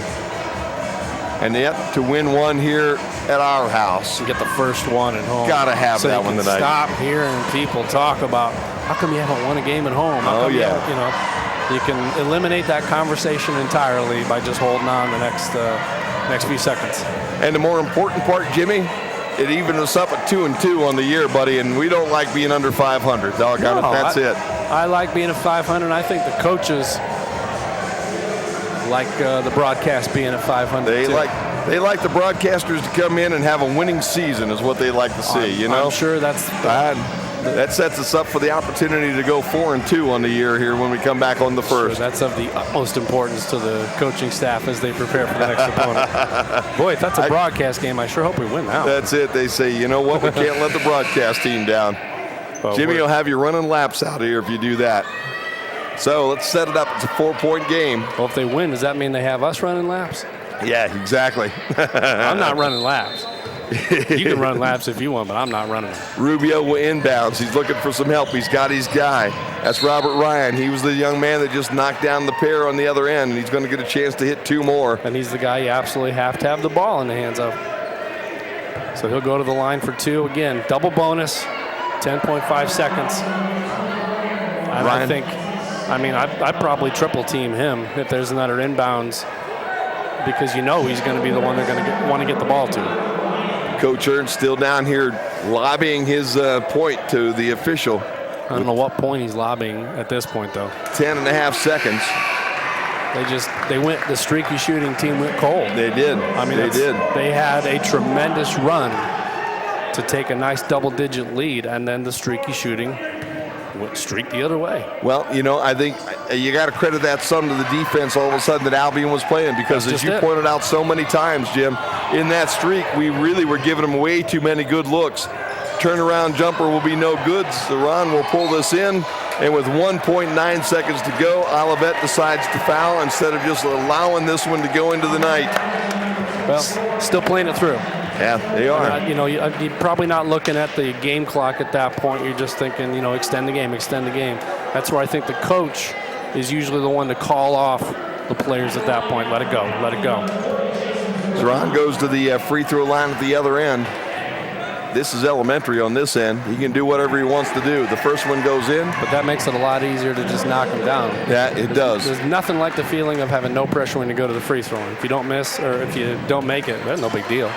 This means the game clock runs out and it's over. Pad that free throw percentage just a little bit as the Britons finally get one here at the house. 79-71 over Olivet tonight in a hard-fought battle. And I'll tell you what, the folks from Olivet, they're going to go home and see this one in their dreams tonight. They had it. They had it in their hands. They had a double-digit lead late in the second half. And the next thing you know, they went cold, and the Brits found a way tonight to win their first one here at home. And I'll tell you what, it's good to get these two under our belt here tonight. It was hard for us to leave the arena on Saturday with a couple of losses. We're not really accustomed to those kind of things. You don't normally come in and lose two.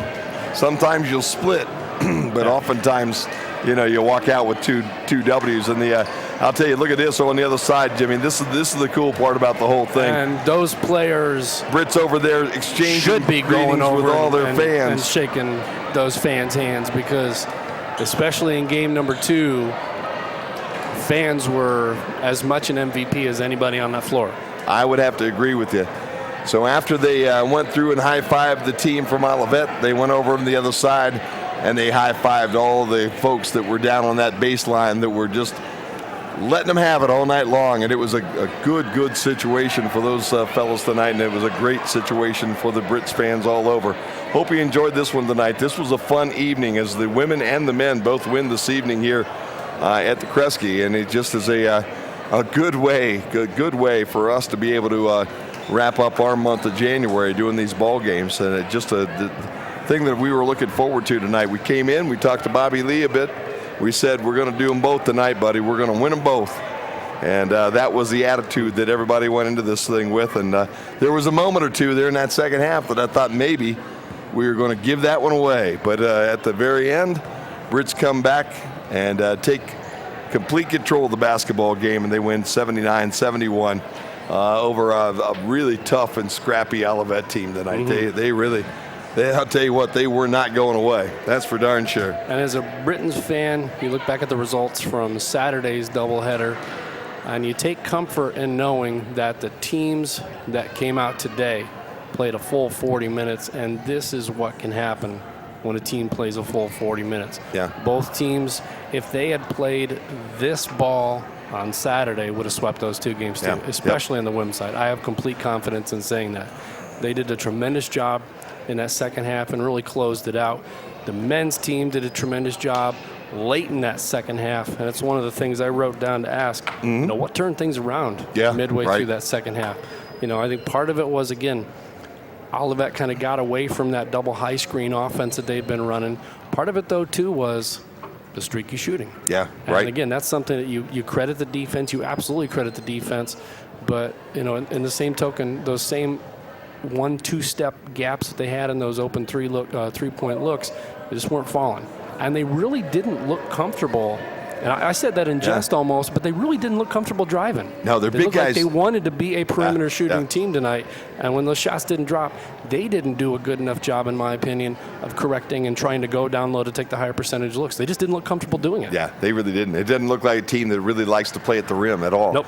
Their bigs like to stand outside and move the basketball around, get an open look, and then knock it down. And they did a wonderful job of that in that second half. Boy, when they opened up early. Yeah, if you could isolate probably the first 10 minutes of that second half. Yeah. I mean, that was a clinic as far as outside shooting by the Comets. They could not miss from outside. Salkitskis and Sharon both knocked down some big threes to open up that second half and open up that big lead that the Comets had going on there when they went double digits. Eric Ewing also was the third. You're those right. three Ewing players, just everything they touched became 3 points. Was going in. Yep. And all of a sudden, man, the well went dry for them down in the last 3 or 4 minutes. I think that double bonus situation helped an awful lot. It did. It did allow the Britons, obviously, to go to the free throw line, to stop the momentum that was going on, to make the shots, to get their defense set then. So all of a sudden now you are set for them when they're coming back down. But then it was just want to at that point in time, for my money, as the